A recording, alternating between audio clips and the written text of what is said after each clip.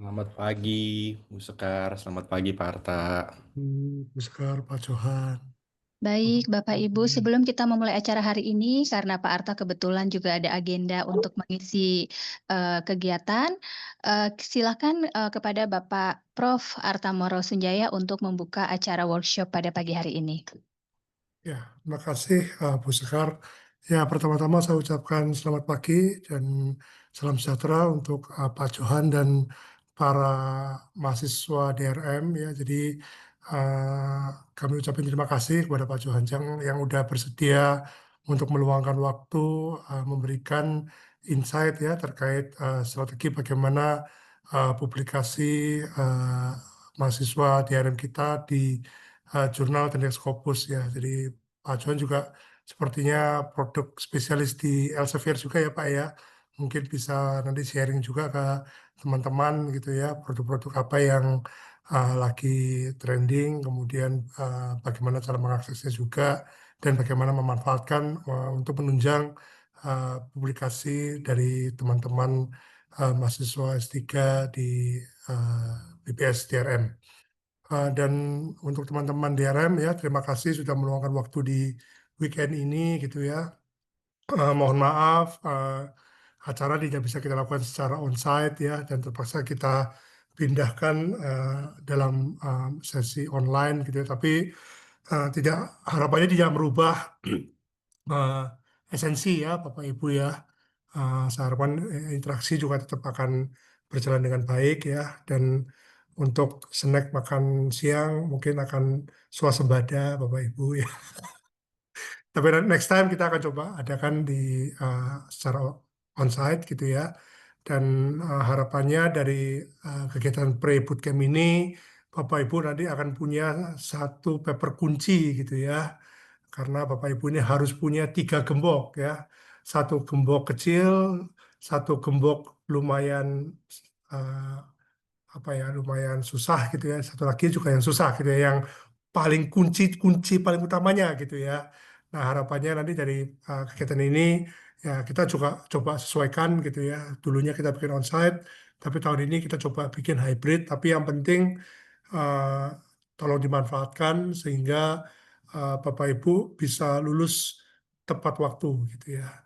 Mungkin itu dari saya ya. Terima kasih Bapak Ibu ya. Terima kasih Bu Sekar ya sudah meluangkan waktunya di weekend ya.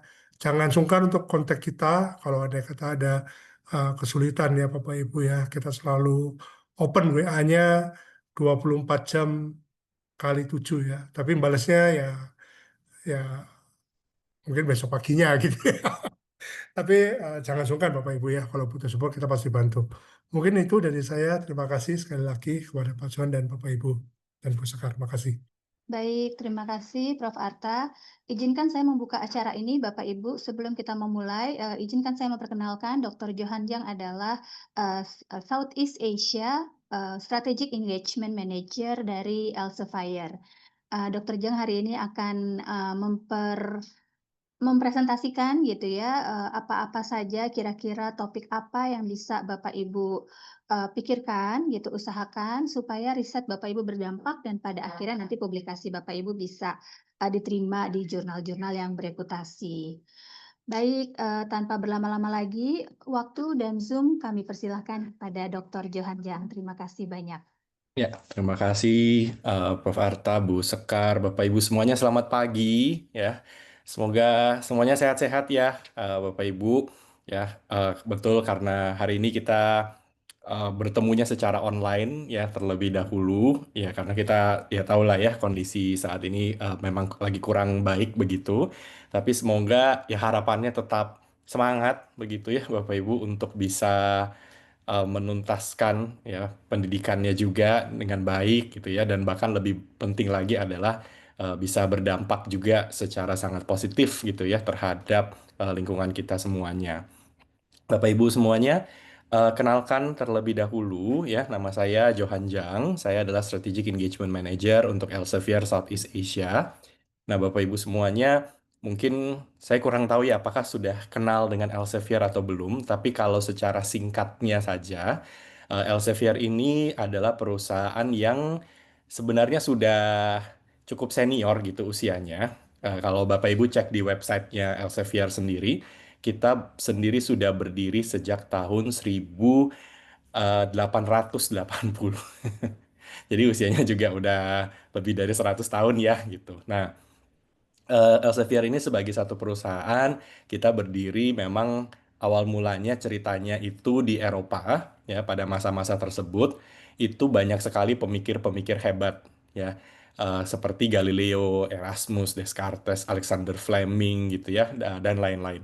Nah, para pemikir-pemikir hebat ini mereka lokasinya kan waktu itu karena belum ada internet gitu ya, belum media juga masih sedikit sekali. Nah, mereka sebenarnya punya banyak pemikiran-pemikiran yang patut untuk disebarluaskan gitu.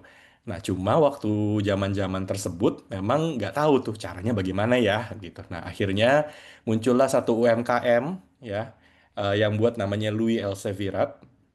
Nah, kemudian eh, melihat bahwa sepertinya bagus ya kalau kita bisa menuangkan pemikiran mereka semua ke lembar-lembar kuning yang ditulis pakai pena yang kayak di film-film gitu ya Bapak Ibu ya. Nah, kemudian itu disebarluaskan di Eropa. Karena waktu itu sanggupnya hanya di Eropa. Disebarkan ke kampus-kampus dan disitulah mulai terjadi diskusi-diskusi ya yang lebih serius mengenai dunia sains gitu. Nah, dari situ tersebar kemana-mana. Nah, prinsipnya adalah dari zaman tersebut sampai sekarang kita menerbitkan dan mempublikasikan penelitian-penelitian ya yang bisa dalam bentuk jurnal, bisa dalam bentuk buku gitu ya. Dan kita sebarkan kalau sekarang ya sudah tidak tercetak lagi ya, tapi sudah ada di website. Kalau Bapak Ibu tahu namanya Science Direct, nah itu juga part dari Elsevier. Tapi di luar dari Science Direct, kita juga ada Scopus ya, di mana Bapak Ibu juga punya akses ke Scopus. Mendeley mungkin Bapak Ibu juga pakai gitu ya. Dan masih banyak sebenarnya. Nanti kalau dicek di websitenya Elsevier itu ada 30-an produknya gitu ya. Nah, tapi hari ini memang kita tidak bicara soal produknya ya karena it's not a commercial thing gitu. Tapi saya di sini akan banyak ya sharing-sharing ke Bapak Ibu terkait dengan topik yang judulnya agak-agak pas saya dengar tuh kayak berat banget gitu ya. Tapi ya mau nggak mau memang sih ya kalau sudah S3 harus begitu gitu Bapak Ibu ya. Nah, saya izin share screen dulu supaya kita sama-sama lihat. Oke, bentar ya saya full screen kan dulu. Nah, topik kita judulnya Strategic Research Global Impact: How Doctoral Students as Scholars Can Lead Through Innovation, Engagement, and High Quality Publication. Ya, jadi memang judulnya agak-agak berat, tapi semoga nanti dari pemaparan materi ini Bapak Ibu jadinya lebih semangat gitu ya untuk betul-betul bisa membuat riset yang lebih strategik dan bisa memberikan dampak yang sifatnya bisa global gitu. Nah, itu yang kita harapkan sama-sama.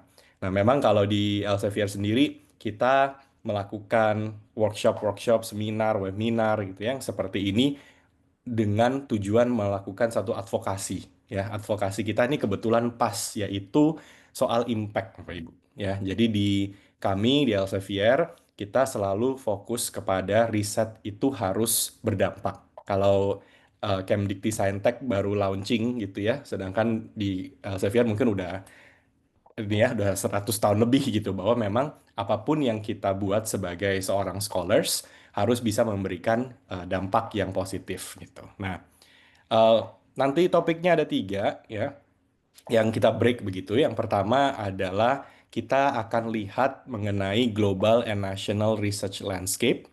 Yang kedua mengenai why high quality research matters. Dan yang ketiga, the doctoral scholars as strategic leaders gitu, Bapak Ibu ya. Nah, untuk yang pertama dulu, nah ini kita akan bongkar-bongkar data. Nah, sebisa mungkin kalau Bapak Ibu ya bisa nanti menaruh jawaban-jawaban di chatting boleh.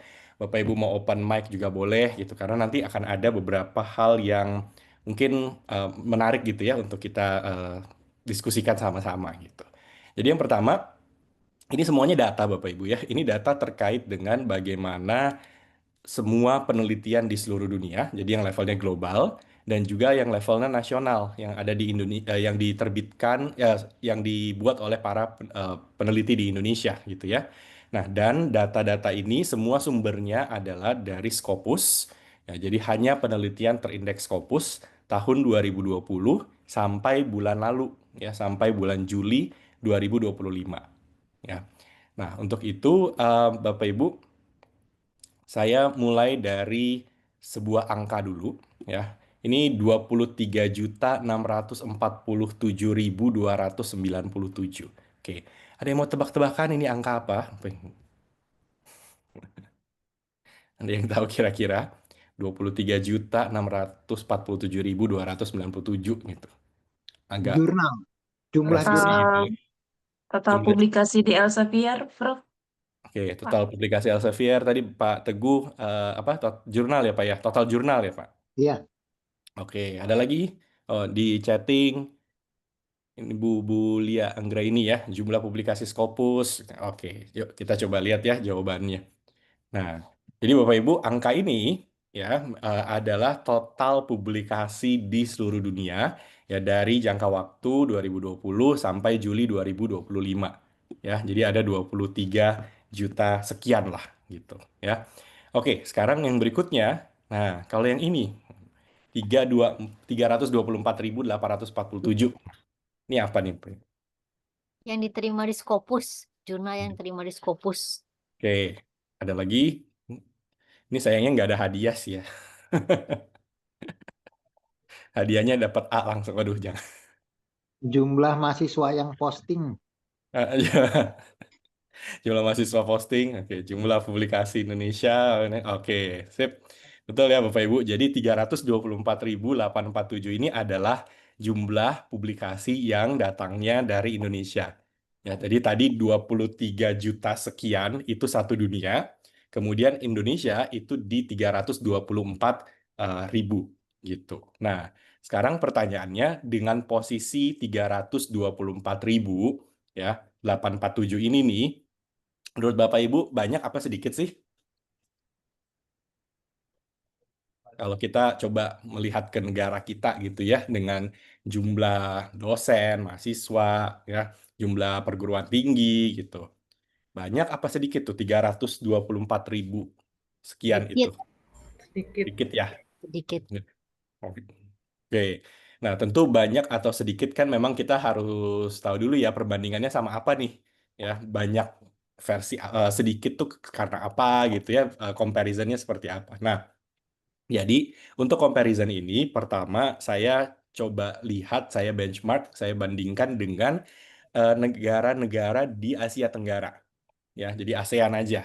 Oke, kita lihat posisi Indonesia. Menurut Bapak Ibu kalau di ASEAN ya, dengan angka tadi nih, ini 324. Nah, kita masuk nggak ya ke top 5 dari segi jumlah?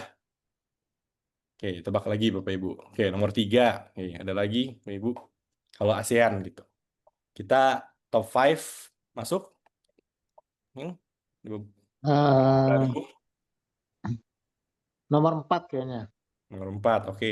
Ini dipilih aja nomor 1 sampai 5. Oke. Nah, yang pasti ya Indonesia itu masuk ke top 5. Oke. Nah, yang lebih menariknya lagi adalah Bapak Ibu bisa lihat seperti ini. Ya. Indonesia itu bukan top 5 tapi number 1. Ya.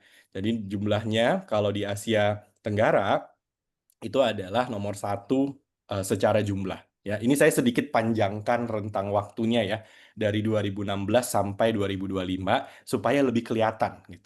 Ya, kalau 5 tahun tadi mungkin grafiknya nggak terlalu menarik, tapi kalau kita coba panjangkan sedikit, ya kita mundur sedikit dari 2016 sampai 2025, nah gambarannya tuh begini. Kita tahun 2016 itu sempat ada di posisi keempat ya. Jadi Malaysia, Singapura, kemudian Thailand, lalu Indonesia. Ya, kita masih di bawah 15.000 publikasi per tahun di tahun 2016. Kemudian naik terus. Nah, titik baliknya itu ada di 2018. Ini meskipun tipis gitu ya, tapi Indonesia itu lebih tinggi ya di 2018. Jadi ini pertama kalinya Indonesia melewati Malaysia ya. Nah, dan peningkatannya drastis ya. Yang lain juga meningkat tapi Indonesia itu pergerakannya tinggi. ya, dari 2018, 19 naiknya juga masih tinggi, ya, 20, 21 juga masih tinggi, gitu ya. Nah, sempat turun sedikit di 2022, ya, tapi tetap paling tinggi. Kemudian 2023 naik lagi, 24 naik lagi, gitu. Ya, 25 nanti kita lihat lah, ini ya, ini baru sampai Juli, gitu. Nah, jadi kalau dengan perbandingan seperti ini, kelihatan bahwa gap-nya ya di Indonesia dengan kenaikan kita itu makin lama makin jauh sama Malaysia, ya, apalagi Singapura, Thailand, Vietnam, gitu ya. Jadi perkembangannya cepat, ya, pesat, ya, besar, gitu. Nah, tapi memang kalau kita lihat dengan kondisi Indonesia yang ada 4.000 perguruan tinggi, ya, jumlah dosennya juga banyak sekali, mahasiswanya juga jutaan, gitu ya. Nah, agak wajar sih, gitu, kalau Indonesia itu nomor 1. Kalau dulu di 2016 kita nomor 4, itu nggak wajar. Ya, gimana caranya negara sebesar ini, ya, tapi publikasinya kecil sekali, gitu, ya. Nah, jadi ini sebenarnya wajar ya posisi seperti ini ya highest in Southeast Asia dan memang seharusnya ke depannya masih continue seperti ini ya. Nah, kalau di dunia menurut Bapak Ibu kan di Asia Tenggara kita nomor 1 nih. Nah, kalau di dunia gimana posisi kita? Jadi kita mewakili Asia Tenggara nih kalau di dunia. Top 50 masuk nggak? 50 besar. 50 masuk. 50 masuk. 30? 30 besar masuk nggak? Mulai ragu? Mulai Oke, top 10 masuk nggak? Kita coba. Ada yang mau ini? Top 10 kayaknya enggak ya. Oke, nah ini datanya. Jadi kalau seluruh dunia dari 2020 sampai Juli 2025, Indonesia itu di peringkatnya 21. Ya. Nah, gini view-nya nih. Kita bisa lihat ya, Cina sudah nomor 1 melewati US ya. Kemudian India, UK. Nah, ini mirip-mirip semua nih. Ya, mulai dari Jepang sampai dengan Brazil ya. Ini posisinya cukup sengit begitu ya. Nah, kemudian Indonesia ada di peringkat ke-21.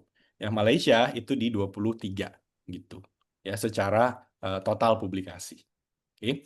Jadi gambaran seperti ini menunjukkan memang kalau kita lihat dari segi jumlah, sepertinya sih ya orang-orang Indonesia, Bapak Ibu dosen ya, mahasiswa-mahasiswanya tuh rajin publikasi ya. Karena Asia Tenggara udah nomor 1 ya dan cenderung naik terus. Kemudian di dunia juga ini pelan-pelan ya. Ini nggak tinggal nunggu waktu aja sebenarnya kita melesat nih ya ke posisi-posisi yang lumayan-lumayan atas. Oke, jadi kita cenderungnya memang rajin-rajin. Ya, saya udah keliling segala macam jenis universitas, PTS, PTN gitu ya, semua punya spirit ya untuk bisa buat penelitian yang bagus-bagus gitu ya, mau publikasi ya itu semuanya ada gitu.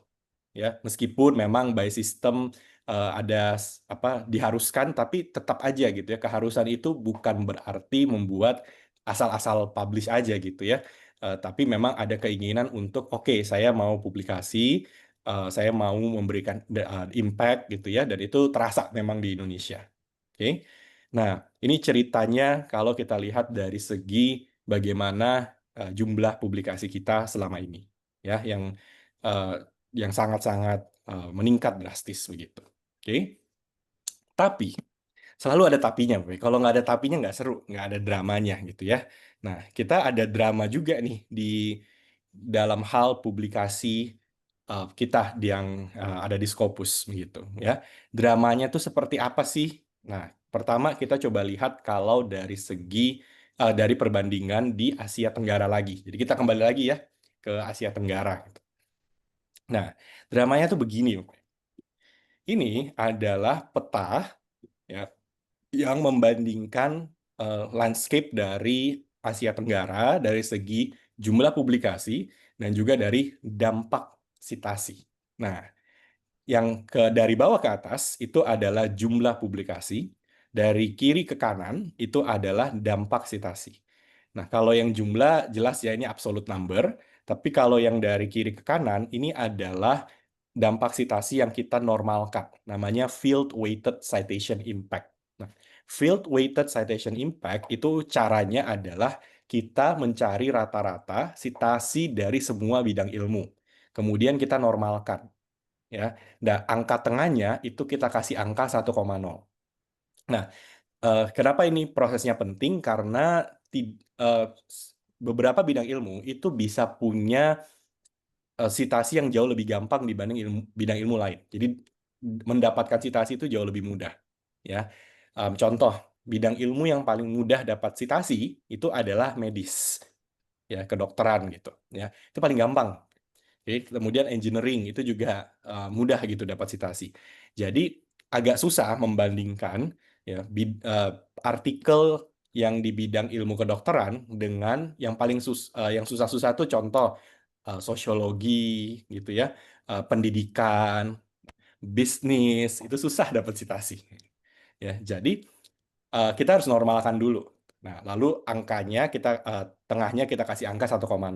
Nah, gampangnya adalah kalau sebuah universitas atau negara bahkan itu bisa punya angka di atas 1,0, berarti rata-rata citasi yang dinormalkan di negara itu di atas rata-rata dunia.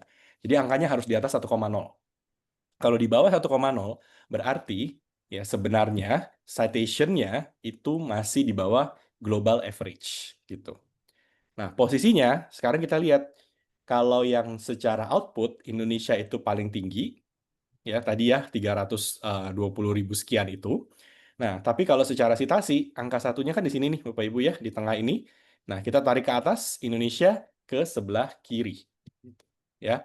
Jadi rata-rata citasi Indonesia sekarang itu ya impact-nya ada di 0,81. Ya. Nah, sedangkan 5 negara lainnya yang tadi kita bandingkan ya di Asia Tenggara itu semuanya di atas 1. Jadi secara jumlah kita menang, secara impact kita satu-satunya yang di bawah 1. Ya. Nah, ini menunjukkan ada something yang tidak benar gitu. Ya. Nah, kalau kita sekarang lihat satu dunia yang tadi tuh ya 25 top 25-nya. Ya. Nah, kalau kita lihat ini garis tengahnya yang satu nih 1,0 ya. Nah, ternyata ya tidak semua negara ya publikasi yang banyak itu kemudian menghasilkan impact yang tinggi. Ya, Indonesia adalah salah satu yang impact-nya tidak terlalu tinggi.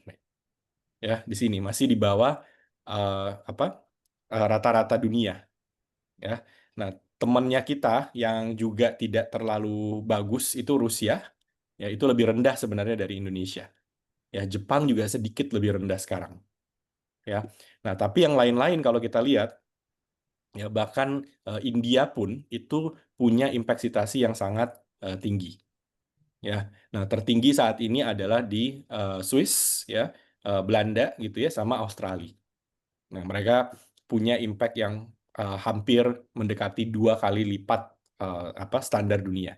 Dan tetangga kita Singapura juga sama, Bapak Ibu ya, itu hampir 2 kali lipat dari standar dunia gitu. Ya. Nah, jadi Bapak Ibu, kalau kita bicara soal jumlah dan dampak, jadinya Indonesia ini agak kebalik. Jumlahnya naik terus, dampaknya turun terus.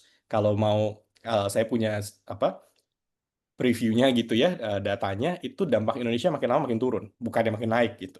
Jadi jumlah kita naik, dampak kita turun.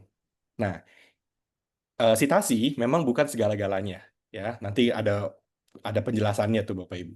Tapi citasi itu sepenting itu karena efeknya nanti tuh panjang ya. Nah, sekarang kita mungkin belum terlalu merasakan ya dampak dari riset. Oke. Kenapa? Karena itu tadi kita belum banyak menghasilkan riset-riset yang benar-benar berdampak.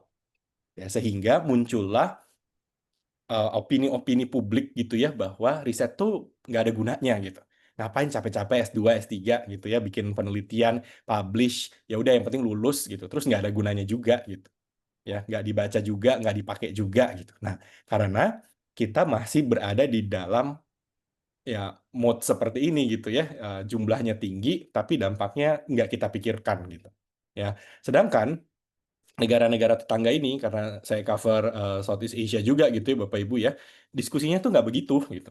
Nggak ada tuh diskusi-diskusi di dosen-dosen, di S3, S2 juga enggak gitu. S1 mungkin masih ada lah sedikit-sedikit gitu ya. Nah, tapi dari S2 ke atas aja, mereka tuh tidak lagi mempertanyakan dan memperdebatkan kenapa mereka harus riset gitu. Kenapa mereka harus publikasi. Ya, karena mereka merasakan berbagai macam dampaknya yang positif gitu dari segala macam bidang. Nah, kita masih meributkan itu kan. Gitu.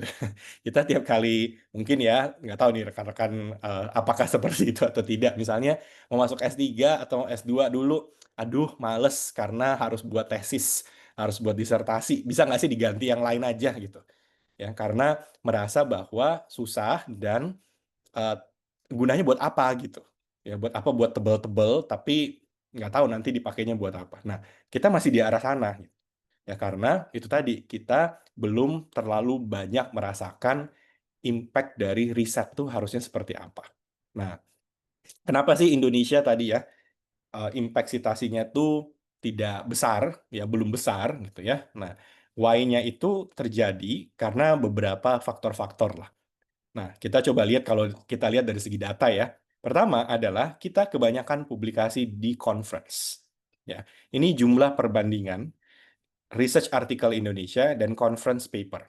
Ya, kita kalau yang angka tadi 320.000 sekian itu ya gitu. Nah, 186 ribunya itu memang research article. Nah, conference papernya itu 116.000.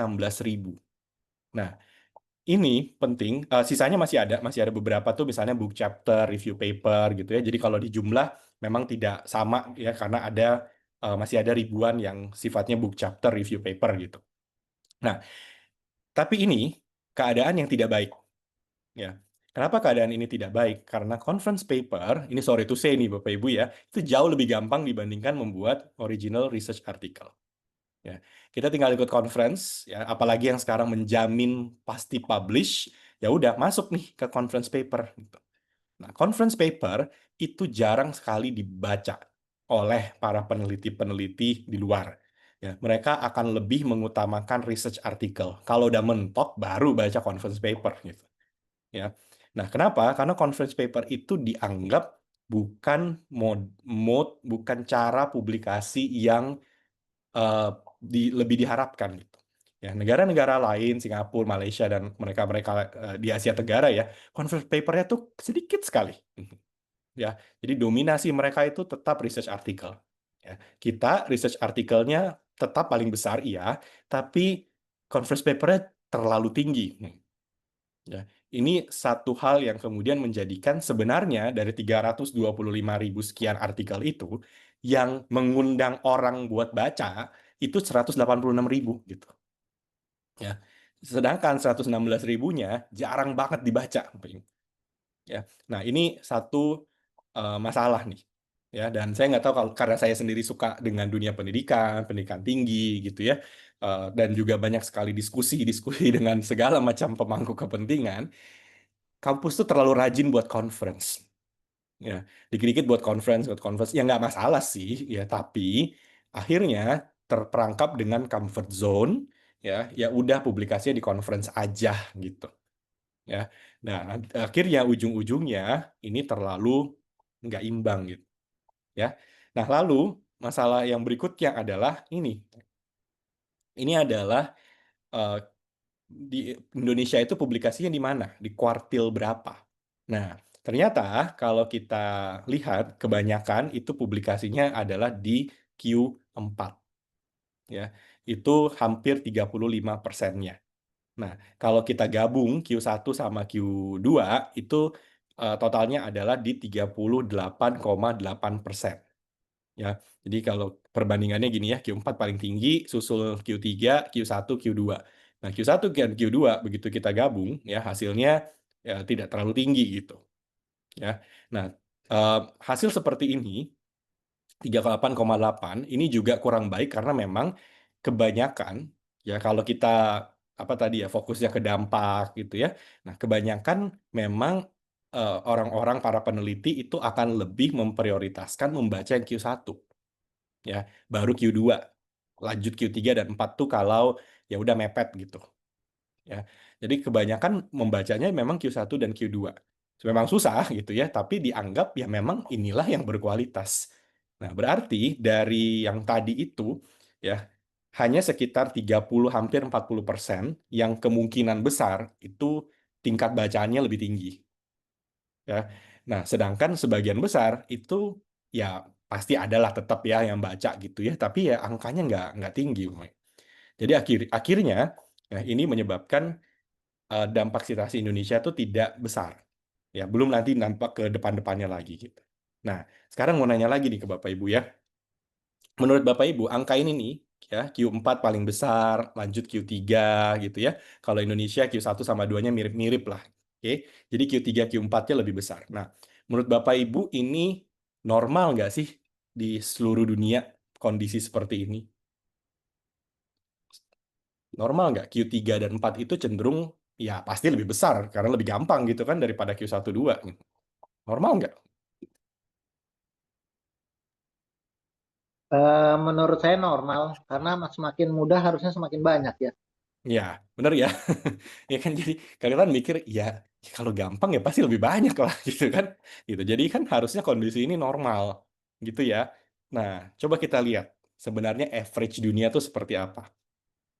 Ini world average Bapak Ibu. Kebalik datanya. Ya, world average Q1 dan Q2 itu 73%. Ya, hanya 20 berapa tuh? 27% yang di Q3 dan 4. Nah, ini kalau kita tarik data satu dunia dari yang 20 juta sekian itulah gitu ya. Bahkan Q1 itu mencapai lebih dari 50%, 51%, 10 juta lebih gitu. Ya. Jadi kalau kita mengaca pada data-data seperti ini, kan kita jadi bingung ya. Kok Indonesia kebalik ya? Nggak ngikut arus gitu. Kita melawan arus. Ya. Sementara negara-negara lain Q1, Q2 ya, kita melawan arus, kita besarkan Q3 dan 4. Nah, akibatnya seperti ini Bapak Ibu ya, ketika kita melawan arus begini, akhirnya ujung-ujungnya sains Indonesia itu tidak bermain di level global, susah gitu. Ya, kita bilang oh kita dari Indonesia. Terus kalau data-data seperti ini nih Bapak Ibu ya, ini kalau kita punya Scopus ya, premium access gitu ya, itu dengan gampangnya kita bisa tarik data semuanya gitu ya. Ini datanya memang tidak available buat publik se-available itu gitu, tapi kalau kita punya Scopus ya, kita punya analyticals dari namanya Sci-File gitu ya, itu dengan gampangnya kita bisa melakukan pemetaan-pemetaan begini ya. Nah, jadi dengan kondisi yang kita agak kebalik nih ya, jadinya itu tadi kan kita jadi susah nih bermain di level global gitu ya, datang-datang ke conference internasional oh kita dari Indonesia gitu ya, orang-orang juga bingung kan nih memang Indonesia tuh terkenalnya risetnya apa ya gitu ya, misalkan oh kita mau apa risetnya maritim gitu ya, maritimnya tuh kayak apa yang di Q1 gitu ya, atau bisnis ya, bisnis kayak apa yang apa menjadi narasinya Indonesia yang kuat gitu. Nah itu masih jarang ya. Nah, jadi dengan kondisi begini juga menyebabkan funding tuh susah ya. Pendanaan. Kan kita tahu ya riset tuh nggak murah ya. Apalagi kalau risetnya itu sudah engineering, kesehatan itu mahal banget gitu, ya. Kita butuh funding, kita butuh pendanaan. Nah, pendanaan itu bisa datang dari kampus, bisa datang dari luar kampus. Nah, sebenarnya yang jauh lebih banyak itu dari luar kampus ya. LPDP contohnya, tapi di luar itu juga masih banyak lagi ya yang lain-lain lah. Tapi sama aja sebagai funder gitu ya, saya pasti mikir dulu nih, ini dari negara mana, ini dari kampus apa gitu ya. Takutnya kalau saya kasih funding, terus nanti ujung-ujungnya cuma hasilnya nggak jelas gitu ya. Nah, ya saya akan lebih baik memberikan ke orang lain kan gitu, ke negara lain aja gitu.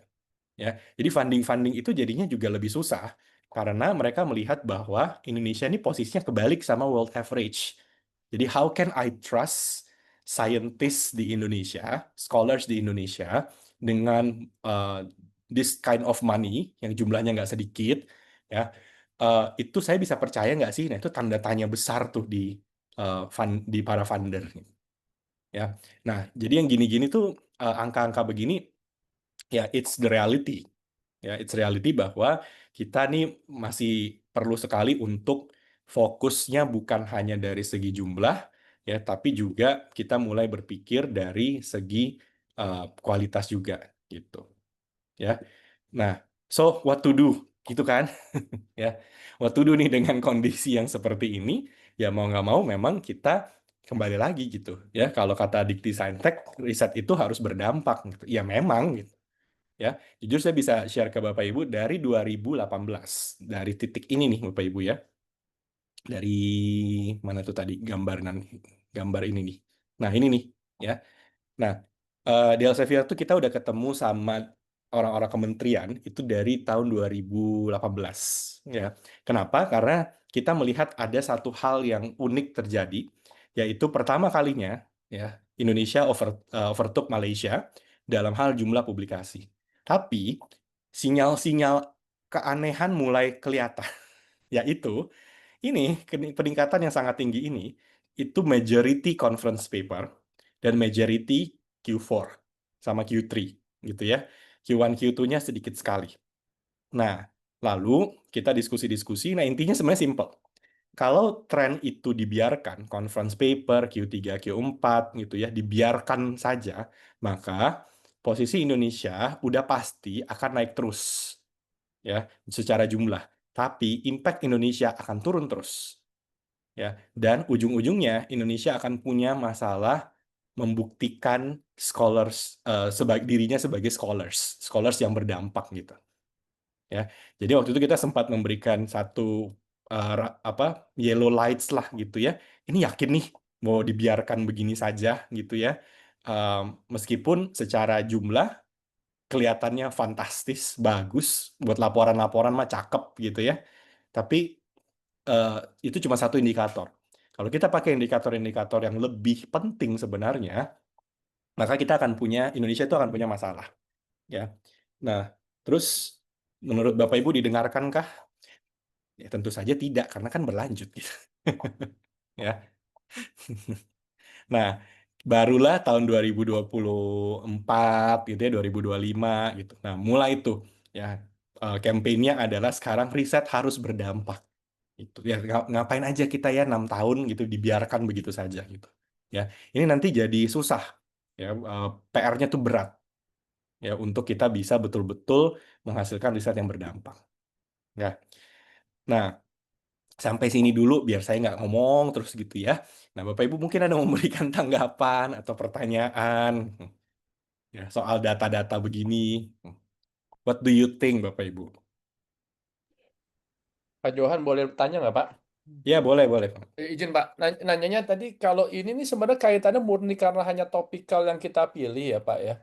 Yang hasilnya istilahnya tidak begitu apa tertangkap di luar Pak, atau ada ketidakyakinan juga dengan luar terhadap kualitas atau etikal yang ada di Indonesia gitu loh Pak Johan gitu. Ya. Karena ini kan ayam telur ya jadinya posisinya Pak. Kalau memang ternyata kita mau buat nulis subjeknya bagus Pak, tapi kalau ethically ternyata memang tidak dipercaya, apapun yang kita lakukan akhirnya kita tidak bisa juga masuk ke Q1 Q2 kan gitu loh Pak Johan. Ya, oke. Sip. Ya Pak, sebenarnya good thing-nya sekarang kalau di jurnal-jurnal yang bagus ya Bapak Ibu ya, bukan yang abal-abal ya gitu. Mereka itu akan minta kita untuk delete nama gitu ya, institusi. Kadang-kadang ya institusi itu kadang iya kadang enggak gitu. Tapi mereka akan setidak-tidaknya waktu kita submit nih paper kita, mereka akan minta namanya di-delete. Ya, bahkan beberapa jurnal institusinya juga delete. Nah, kenapa? Karena mereka itu mau reviewer itu tidak punya bias.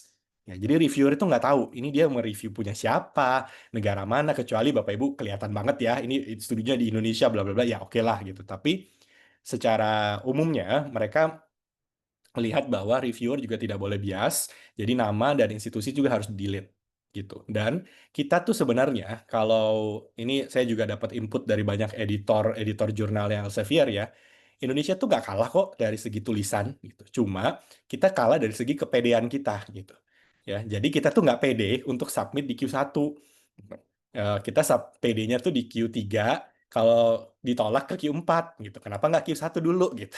Nah, jadi tulisan kita bukan tidak bagus gitu, cuma kita nggak punya kepercayaan untuk ini bisa nih di-accept gitu. Kita coba, kita bagusin gitu ya. Nah, kita pikirkan strateginya supaya tembus nih di Q1 ya. Dan banyak kok misalnya teman-teman saya dulu waktu S3 juga, ya kita kan juga bukan, waktu awal-awal kan bukan peneliti yang expert sekali ya gitu. Kita juga masih early career researcher lah gitu. Mereka juga banyak diterima di Q1 gitu kan, nggak masalah. Nggak ada juga yang mempertanyakan ini dosen, mahasiswa, atau profesor, atau apa gitu. Nobody cares gitu. Yang penting kontennya. Nah, jadi sebenarnya kita bisa, tinggal masalah bagaimana kita menstrategikan. Nah, nanti ada tuh sebenarnya ya strateginya gimana sih supaya penelitian kita itu ya lebih bisa lah untuk di-accept di jurnal-jurnal berkualitas gitu. Pak Ya. Johan, aku mau tanya lanjutan, Pak. Ya. Mengenai tren tadi kan kita berbicara Southeast Asia ya. Apa ada negara di dalam Southeast Asia yang trennya sama atau mirip-mirip kayak Indonesia, di mana mungkin mereka awalnya bergerak dari jumlah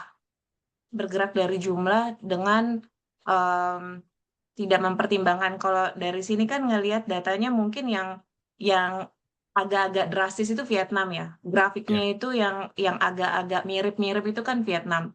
Jadi dia mulai kayak ngejar gitu. Nah, apakah ada latar belakang yang bikin kita tuh mindsetnya ke sana? Mindsetnya numbers dulu gitu. Apa ada trigger yang ke sana gitu. Baru setelah ini baru kita pikirin kualitasnya, baru kita pikirin gimananya gitu. Tapi kata pergerakannya cepat gitu, kenapa gitu, Pak? Ya, oke. Kenapa? Ya, kalau di Asia Tenggara sih sebenarnya memang yang kenapa saya pakai negara-negara ini aja Bapak Ibu, karena secara jumlah penduduk itu juga jadi penting gitu. Nah, sebenarnya masih ada sih, misalnya Laos, Kamboja, Myanmar, ya, Timor Leste gitu. Tapi mereka memang secara pergerakan tuh naiknya pelan sekali gitu. Ya, masih jauh di bawah Filipina. Ya. Nah, secara kualitas juga mereka cenderungnya tidak terlalu tinggi juga gitu. Ya, bahkan beberapa lebih rendah dari Indonesia. Tapi agak susah nih kalau kita bandingkan karena mereka itu secara itu tadi ya, secara jumlah penduduk tidak terlalu besar, masih secara ekonomi juga belum sekuat yang lain apa negara-negara ini gitu. Jadi agak susah membandingkan dengan negara-negara yang tadi lah ya, Laos, Myanmar dan lain-lain gitu. Nah, jadi itulah kenapa kalau kita di Asia Tenggara, kita coba bandinginnya itu sama negara-negara ini gitu Bapak Ibu. Nah, tapi memang setuju juga ya bahwa eh, eh, sudut pandang lain juga yang kita lihat adalah Indonesia tuh punya keunikan ya karena dari segi jumlah penduduk yang begitu besar gitu ya. Nah, Vietnam juga meskipun tidak sebesar Indonesia, tapi oke ya jumlah penduduk mereka juga nggak dikit-dikit amat gitu Bapak Ibu ya. Nah, tapi pergerakannya ini nggak beda. Jadi kalau saya di Vietnam gitu ya, diskusi-diskusi juga di sana, pola pikirnya itu agak beda sama Indonesia. Ya, itulah kenapa mereka tetap naik, tapi bukan yang kayak sporadik naiknya gila-gilaan kayak Indonesia gitu ya. Nah, karena bedanya tuh gini, kalau di Vietnam dulu ya, gitu. Kalau di Vietnam, ya Bapak Ibu, kenaikan ini kebanyakan terjadi karena international collaboration. Jadi mereka itu selalu berpikir bahwa betul kita sebagai negara nih ya belum sanggup-sanggup amat tuh bikin penelitian yang kerennya luar biasa, yang mengubah dunia tuh kayaknya belum lah gitu. Tapi untuk bisa seperti negara-negara maju, kita harus punya kolaborasi internasional. Jadi kita belajar dari peneliti negara lain gitu.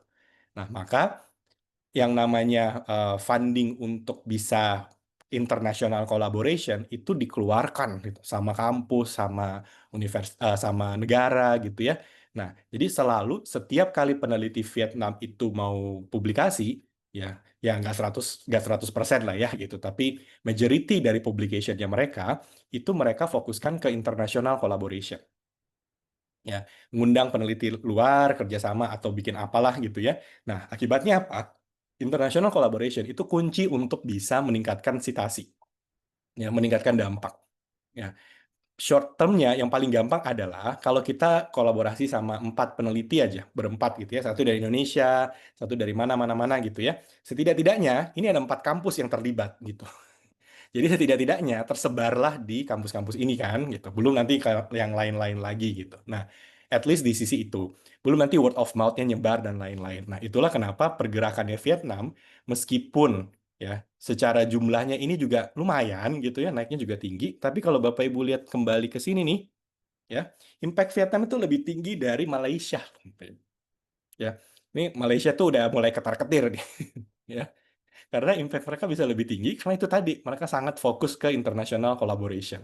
Mereka ngikutin jejaknya Singapura. Singapura juga sangat dominan dengan international collaboration, tapi jumlah penduduknya kan sedikit gitu ya. Vietnam itu berusaha ngikutin Singapura, tapi didukung dengan jumlah penduduk yang lebih besar gitu. Nah, itu yang buat mereka dalam beberapa tahun belakangan ini tuh bagus gitu perkembangannya. Indonesia itu agak beda nih cara ngelihatnya. Jadi waktu kita diskusi-diskusi dengan Dikti pada masa-masa itu ya gitu, pola pikirnya adalah, iya betul, memang Indonesia itu kita fokuskan ke publish dulu aja. Yang penting publish dulu gitu. Kenapa? Karena kita belum terbiasa untuk menulis pakai bahasa Inggris, kita belum terbiasa publikasi di jurnal-jurnal internasional. Jadi dibuatlah policy yang berlaku sama persis untuk semua universitas untuk bisa publikasi. Ya, salah nggak? Nggak salah sih. Ya, tapi yang jadi masalah adalah policy itu tidak ada intervensinya gitu. Ya, artinya nggak di stop. Ya biarin aja terus gitu. Bahkan ditambahin ya, ditambahin terus dengan policy-policy yang semakin memperkuat istilahnya publish or perish. Kalau nggak publish ya udah bye-bye gitu. Ya. Nah, itu kejadiannya semakin berlarut-larut, barulah 2024 lah ya muncul kesadaran bahwa udah ini waktunya di stop, mau sampai kapan lagi gitu. Ya, kita harus bisa meningkatkan kemampuan kita ya, membuktikan kemampuan kita di level yang lebih tinggi. Nah, jadi pola pikirnya udah beda. Vietnam dari dulu udah mikir international collaboration, kita international collaboration-nya dikit banget. Ya, gitu. Bu Anis ya. Ya, izin Pak Johan mau nanya, apa benar ya kalau publisher seperti yang Pak Johan tadi bilang kan, karena meng-highlight adanya international collaboration antar authors gitu ya. Apakah ketika ada artikel yang disubmit kemudian dia hanya melibatkan authors dari satu negara yang sama, itu biasanya cenderung di-reject? Karena kemarin itu kebetulan kawan saya kejadiannya seperti itu, Pak. Dan catatan reject-nya itu karena tidak ada kolaborator internasional gitu. Jadi mungkin ya betul tadi yang dibilang Pak Johan, jadi kualitasnya karena mungkin di Indonesia itu dianggap kurang gitu ya secara kualitas, jadi tidak dilirik padahal artikelnya mungkin bagus di topiknya gitu ya. Apakah memang publisher top begitu, Pak? Ya, oke. Sebenarnya sih tidak semua publisher begitu, Bapak Ibu ya, gitu. Cuma masalahnya kita juga harus berpikir dari segi publishernya, gitu, dari segi editornya, gitu. Editor jurnal tuh butuh apa sih? Mereka tuh butuh jurnalnya dibaca, kan gitu kan. Gitu. Nah, kalau mereka asal publish, terus nggak ada yang baca, nanti nggak dapat citasi. Kalau mereka nggak dapat citasi, kuartil mereka nggak naik-naik, gitu. Yang Q3 aja terus gitu ya. Jadi mereka kan butuh tuh. Ya, mereka butuh pembaca, mereka butuh citasi, dan lain-lain. Jadi, cara berpikirnya juga adalah, kalau saya bisa dapat artikel yang international collaboration, saya pasti akan lebih milih yang itu. Ya, karena potensi dibacanya lebih tinggi, gitu. Potensi citasi lebih tinggi. Nah, kecuali saya kekurangan artikel, ya udahlah gitu ya, saya terima-terima aja. Tapi kebanyakan jurnal-jurnal yang sudah terindeks Scopus, mereka tidak kekurangan artikel. Mereka kebanjiran artikel. Jadi, mereka pasti dari misalnya yang submit 100 artikel, mereka cuma bisa publish 10. Ya udah, mereka pasti akan punya kriteria-kriteria tertentu kan. Nah, itu yang menyebabkan kriteria-kriteria itu mau nggak mau mereka akan mainkan gitu. Ya. Nah, untuk bisa mendapatkan potensi pembaca, potensi citasi, dan lain-lain. Nah, kecuali memang ada beberapa jurnal yang melihat, misalkan ya, oh ini ditulisnya hanya dari peneliti Indonesia. Yang nggak masalah juga kalau memang topiknya ya itu topik yang nggak butuh international collaboration juga sih gitu. Karena nanti beda angle dan lain-lain gitu. Ya. Dan itu yang akhirnya kita juga perlu lihat jurnalnya ini tipikalnya apakah memang harus international collaboration atau sebenarnya it's okay gitu. Kalau dia hanya nasional aja gitu. Ini itu yang jadi pertimbangannya mereka juga pasti. Ya. Oke. Bapak Ibu kita lanjut dulu ya. Nanti kalau nggak maju. Oke, jadi what to do adalah sebenarnya ya riset itu harus berdampak. Ya, yuk kita ikut arus karena kali ini arusnya tuh benar sebenarnya, jangan dilawan gitu. Ya, arus dunia itu udah benar, ya Q1, Q2, ya banyak hasil-hasil yang bagus-bagus gitu ya. Kita itu harusnya ikut ke sana. Oke. Nah, kenapa kemudian high quality research itu matters? Karena panjang sebenarnya, ya. High quality research ya yang dipublish di jurnal-jurnal bagus. Saya nggak bilang Q3 dan 4 tuh selalu pasti jelek, nggak juga kok Bapak Ibu ya. Tapi jangan keterusan itu, jangan terlalu comfort zone juga gitu. Nah, kecenderungannya memang akan menghasilkan sitasi. Sitasi itu bukan segala-galanya ya, tapi sitasi it's a good starting point. Ya, sitasi itu menunjukkan bahwa artikel kita dibaca, dianggap relevan untuk penelitian selanjutnya ya, dan bukan cuma itu sebenarnya. Nah, jadi sitasi itu artinya apa sih? Sitasi itu adalah bukti impact. Ya jelas gitu ya, artikel kita dibaca, disitasi, dipakai lagi gitu. Ya, itu evidence dari impact kita di ilmu pengetahuan. Yang kedua, sitasi itu bagus untuk academic visibility and reputation. Ya, akan selalu ditanya citasimu tuh berapa. Gitu. Kalau di luar tuh yang ditanya your H-index, your citation gitu, bukan jumlah publikasi gitu, nggak penting. Ya. Nah, dan akan menunjukkan sebuah universitas itu kuatnya di mana. Jadi kelihatan tuh visibilitas akademiknya dan reputasi dari kampusnya dan juga dari orang-orangnya gitu ya, researchernya gitu. Kemudian pasti institutional and national prestige ya. Negara-negara yang berlomba-lomba nih ya. Kenapa? Karena mereka mau menunjukkan bahwa negara kita itu begitu kuatnya di penelitian AI misalnya, atau sangat kuat di penelitian pendidikan, atau sangat kuat di penelitian bisnis ethics misalkan gitu ya, dan lain-lain ya. Itu akan memunculkan prestige tersebut. Nah, tapi yang lebih penting lagi sebenarnya citation itu membuka pintu ke societal impact. Ini yang selama ini kita selalu tanyain gitu. Ya, sekarang kesadarannya Indonesia itu udah banyak bergerak ke arah citasi, yes, gitu ya.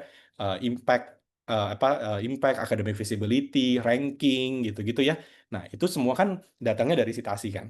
Nah, tapi yang lebih ideal lagi sebenarnya adalah societal impact, ya, impact ke masyarakat lah, gitu kan.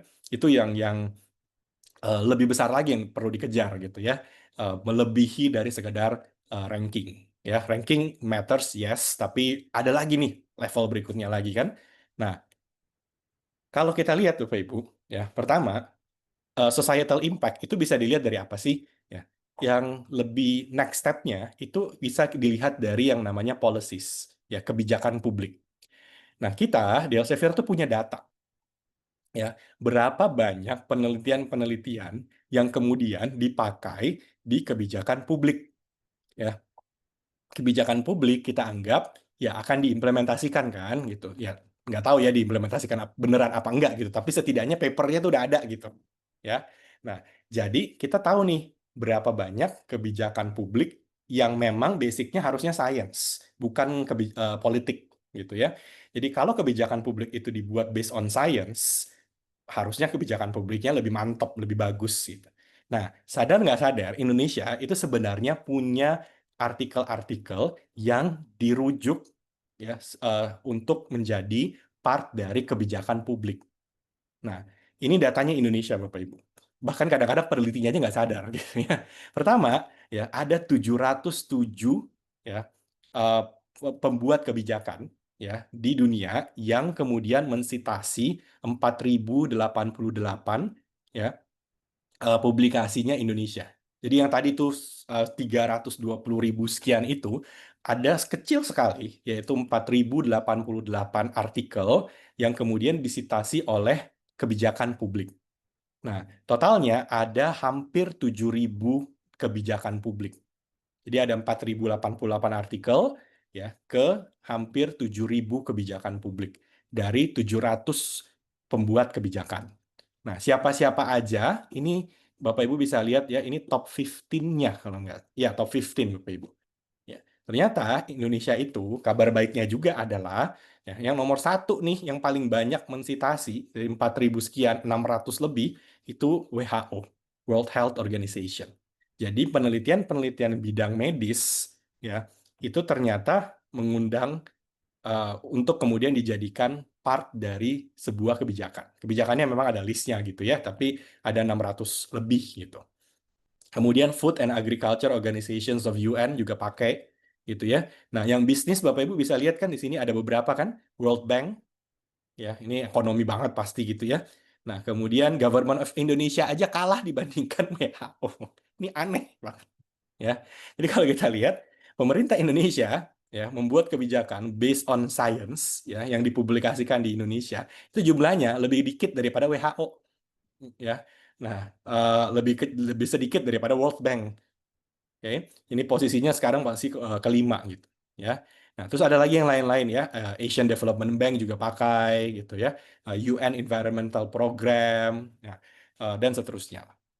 Jadi ada kok sebenarnya ya yang kemudian dijadikan basis membuat kebijakan publik ya dengan memang kita lihat kebijakan publik harusnya diimplementasikan ya. Nah, kalau kita lihat ya ini tuh kalau publikasi dengan citasi yang banyak itu cenderung lebih digunakan untuk kebijakan publik. Ya, kalau kita lihat ya, rata-rata citasi ya publikasi-publikasi yang dipakai jadi kebijakan publik itu 51, tinggi gitu jumlah citasinya. Sedangkan rata-ratanya citasi Indonesia itu di 4,4. Ya, tapi yang kemudian dipakai jadi kebijakan publik itu rata-rata citasinya mencapai 51. Ya, tinggi banget bedanya. Ya. Nah, itu Pak yang Johan, pertama. Oh iya, iya. sorry Pak Johan, bisa tolong kasih tahu caranya bagaimana mengkorelasikan kebijakan publik dengan jumlah yang disitasi, Pak? Oh enggak, ini kebetulan aja sih Bu. Jadi Oh, saya kebetulan cari itu artikel-artikel yang dijadikan sebagai kebijakan publik itu rata-rata citasinya berapa sih gitu. Nah, kita oke. rata-ratanya 51 gitu. Sedangkan rata-rata citasinya di Indonesia itu 4,4 gitu. Hmm, Nah, berarti kan Oke. memang logisnya adalah kalau saya pembuat kebijakan publik, begitu saya mau melihat sains apa nih yang saya pakai buat membantu saya buat kebijakan kan. Nah, Hmm. kecenderungannya saya akan melihat artikel-artikel yang citasinya besar-besar gitu. Oh, oke. Hmm. Oke, clear. Terima kasih, Pak. Sip. Tuh. Nah, itu yang pertama Bapak Ibu ya. Jadi, citasi berakibat ke societal impact karena salah satunya bisa dipakai untuk kebijakan publik. Nah, itu satu. Terus yang kedua, ini lebih nyata lagi Bapak Ibu. Ya, ini beneran jadi produk jasa gitu kan. Nah, innovation and industry application. Ini eh, apa si Kemdikti-Saintek baru awal bulan ya kalau nggak salah itu buat satu konvensi yang besar sekali sampai ada Pak Presiden segala datang gitu kan di Bandung. Itu untuk mematchkan antara penelitian dengan aplikasi di industri. Ya. Nah, ini kita bisa lihat beberapa contoh-contoh. Jadi di Elsevier itu kita juga punya tim yang mencari hasil-hasil publikasi yang kemudian berubah jadi societal impact gitu. Apakah itu berupa produk-produk yang simple-simple juga nggak apa-apa gitu kan. Nah, ini beberapa contohnya dan kita berikan award gitu. Jadi award ke mereka terlepas dari citasi mereka berapa gitu kan ya. Nah, atau publikasinya di Q berapa atau jurnal apa gitu. Nggak penting. Yang penting adalah hasil dari publikasi mereka itu betul-betul menjadi sesuatu yang berguna gitu ya. Misalkan ini medicinal medicinal plants gitu. Nanti Bapak Ibu bisa baca ya ini yang kita kasih award tahun 2025 gitu ya. Nah, kemudian ini di South Africa ya yang dapat. Nah, ini juga sama, ini untuk volcanic rocks ya. Jadi dia bikin tentang bagaimana dia bisa memanfaatkan volcanic rocks itu untuk waste water treatment. Ya saya juga nggak ngerti sih karena very technical ya gitu. Tapi intinya bisa aja gitu kan. Nah, diceritain gimana dan ini jadi project ya. Jadi ceritanya mereka ini adalah mereka bikin penelitiannya dulu, mereka publish, kemudian mereka juga di saat bersamaan itu mereka buat satu project namanya Volcani Block gitu. Nah, Volcani Block itu di Mongolia mereka bikinnya ya. Nah, lalu diceritakanlah itu kayak proyeknya seperti apa bla bla bla dan akhirnya ini dipakai sama negaranya gitu ya untuk melakukan waste water management gitu ya. Nah, ini bukti-bukti yang memang eh, lebih nyata, lebih kelihatan gitu ya. Di masyarakat juga terasa dampaknya dan harusnya kan sains seperti ini gitu ya. Nah, terus contoh kita ambil dari tetangga ya, Bapak Ibu. Gitu. Ini karena kebetulan kenal dan tahu banget ceritanya karena diceritakan waktu itu panjang banget ya sama wakil rektornya. Itu dari UI. Jadi UI itu bikin penelitian, awalnya penelitian tentang bus bus listrik. Jadi bukan cuma EV di mobil, tapi EV di bus. Nah, intinya si orang-orang engineeringnya mereka bikin gimana caranya bus itu bisa jadi bus listrik. Ya, saya kurang ngerti lah teknisnya bagaimana, tapi pokoknya ada bisa gitu ya. Jadi, nah terus waktu itu ada G20 di Indonesia tuh, ya. Nah di Bali kan. Nah kemudian mereka itu ditantang oleh eh, pemerintah waktu itu, coba mereka karena mereka lumayan dekat lah ya dengan pemerintah gitu, dan mereka ceritakan bahwa mereka ini ada nih penelitian kita bisa bikin eh, mesin EV buat menggerakkan bus gitu, dan dengan kecepatan yang normal bla bla bla gitu. Nah, terus mereka buat prototipe-nya dan segala macam jadi, tapi waktu itu masih prototipe, jadi jalannya juga masih ya begitulah ya, nggak sesuai dengan harapan sekali gitu. Tapi mereka kemudian di-challenge oleh pemerintah, berani nggak ya Anda buat bus ya, dan bus-bus ini bus listrik yang merupakan hasil dari riset yang waktu itu ya, buat beneran, kemudian bawa bus ini ke Bali dan semua delegasi ya staff-staffnya ya bukan presidennya tapi staff-staffnya itu pakai bus ini ya buat beneran gitu. Jadi mereka dari Dikti, dari LPDP mereka dapat budget gitu ya, bahkan Kementerian Perindustrian juga ikutan gitu. Nah, bikin tuh ya. Dan ceritanya memang ya seru lah gitu ya, trial error segala macam dan sampai detik-detik terakhir jadi gitu, bisa. Dan mereka bawa itu ke Bali gitu. Dan ini bukan cuma sekedar dipakai aja tapi dipromosikan gitu ke negara-negara lain bahwa Indonesia bisa loh bikin bus listrik seperti ini dan seterusnya. Ya, cuma memang kendalanya adalah mahal sekali. Nah, itu but again ya, that's innovation and industry application. Ya, di BINUS juga pasti banyak lah. Ya, tinggal bagaimana kita bisa mempromosikan, kita bisa betul-betul menjadikan ada real impact-nya gitu. Nah, saya juga bisa cerita ke Bapak Ibu waktu itu di NUS ya. Ada satu profesor ini dia buat penelitian, kemudian penelitiannya dia jadikan paten, lalu dia jadikan startup. Ya, jadi dia buat startup sendirilah. Nah, si startup ini bentuknya kan produk ya, produk yang dia merupakan hasil dari penelitiannya. Itu suksesnya luar biasa ternyata. Mungkin kita nggak kenal ya karena bukan kayak Shopee, Tokopedia bukan. Ini startupnya lebih ke bisnis to bisnis lah gitu ya. Nah, dia buat dan hasilnya sangat-sangat luar biasa sampai terakhir saya diceritakan sama rekan saya di kantor Singapura ya bahwa si profesor ini menyumbang kembali ke kampusnya sebesar 1 juta US dollar untuk buat lab. Lab ini digunakan untuk membuat produk-produk lanjutan dari apa yang sudah dia buat.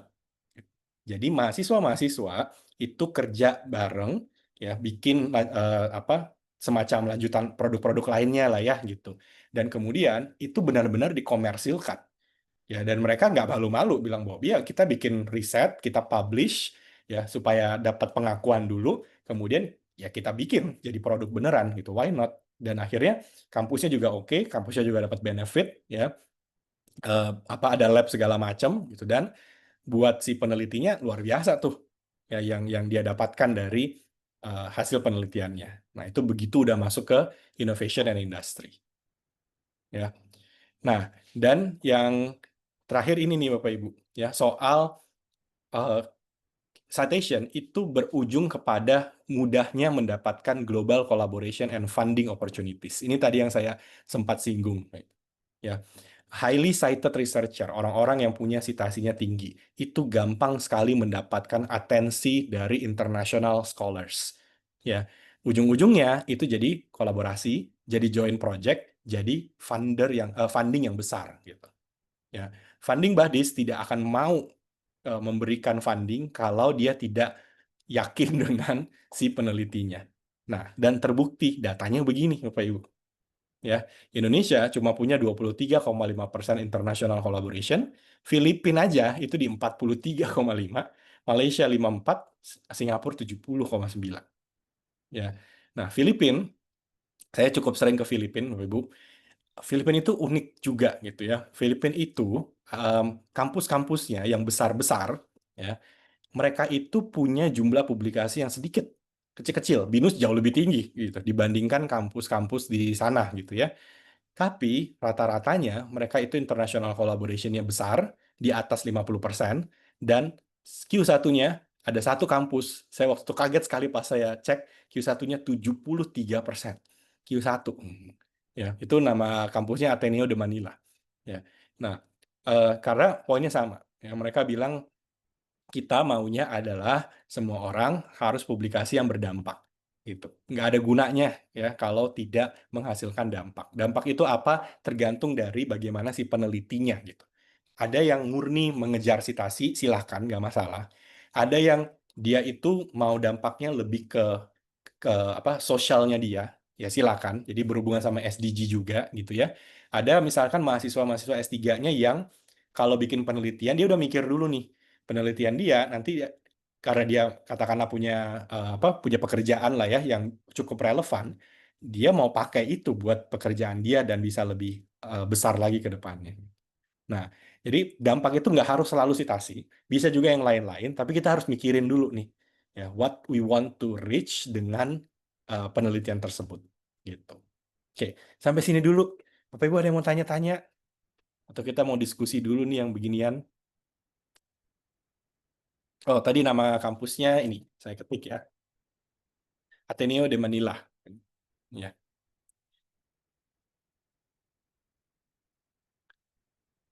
Nah, Bapak Ibu ada yang mau tanya-tanya yang sampai di sini? Atau what do you think? Kenapa ini kemudian jadi penting?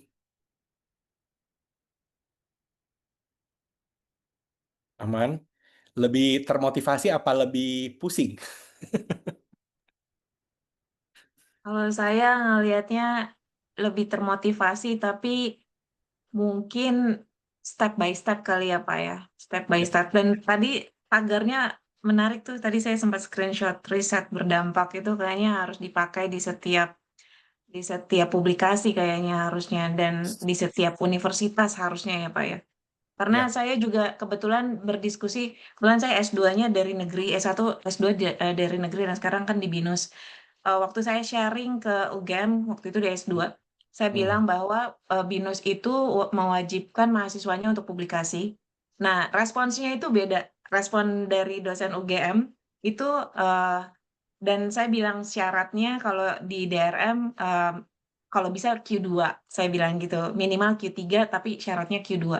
Dan respons dari yang merepresentasikan ke BINUS saya, ini salah satu orang penting juga di UGM, dia bilang, kenapa sih harus gila-gila Scopus? Terus dia kirim saya foto gitu, bahwa anak kecil pun ada lomba tulis, terus ada tagarnya selamat masuk ke Scopus gitu. Dan dia bilang ini contoh orang Indonesia yang apa namanya ke Scopus gitu. Dan karena saya menghormati beliau, jadi saya bilang, oh iya, iya Prof dan sebagainya gitu. Kayaknya masih panjang perjalanan Indonesia sih sepertinya Pak untuk riset berdampak menurut saya gitu.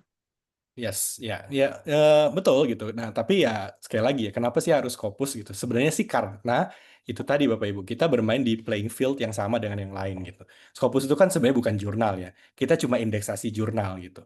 Jadi jangan Scopus yang disalahin, tapi soal jurnal yang dipilih dong gitu kan. Jurnal yang bagus tuh kayak apa? Kita tugasnya Scopus tuh sama kayak Sinta.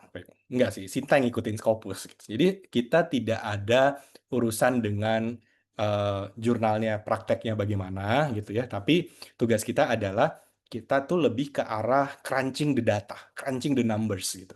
Ya, kita punya jurnal nih, scientific jurnal satu dunia tuh sekian, yang Q1 sekian, hasilnya sekian, Indonesia begini, Malaysia begini, bla bla bla gitu. Nah, supaya kita sama-sama tuh bisa diskusi tuh.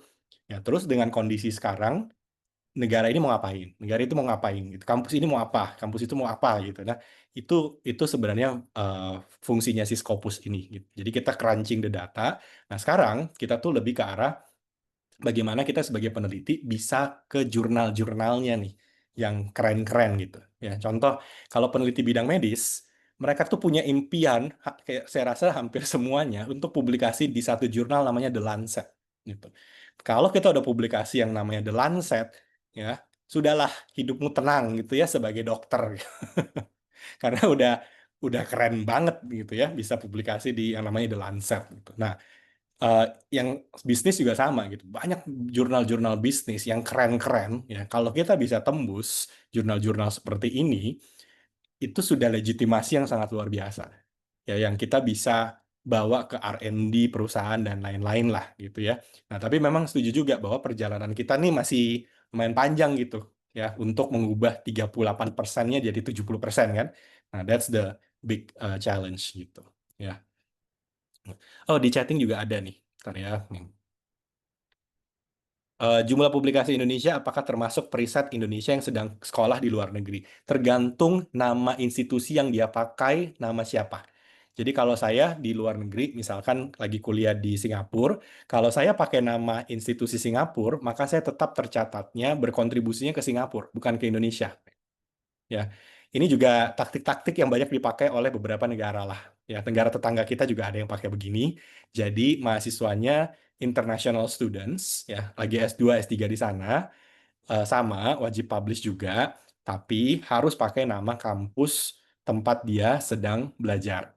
Nah, akibatnya ya itu tinggi tuh ya dari segi jumlah ya dan itu akan dianggap international collaboration juga bisa gitu ya apalagi karena dia mahasiswanya kan datang dari negara A, negara B, negara C ya jurnal kan tidak peduli ya ini mahasiswa apa dosen atau apa gitu yang penting negaranya beda kan ya padahal mungkin labnya sama lokasinya sama gitu ya itu kenapa international students itu juga penting buat riset ya salah satunya seperti itu.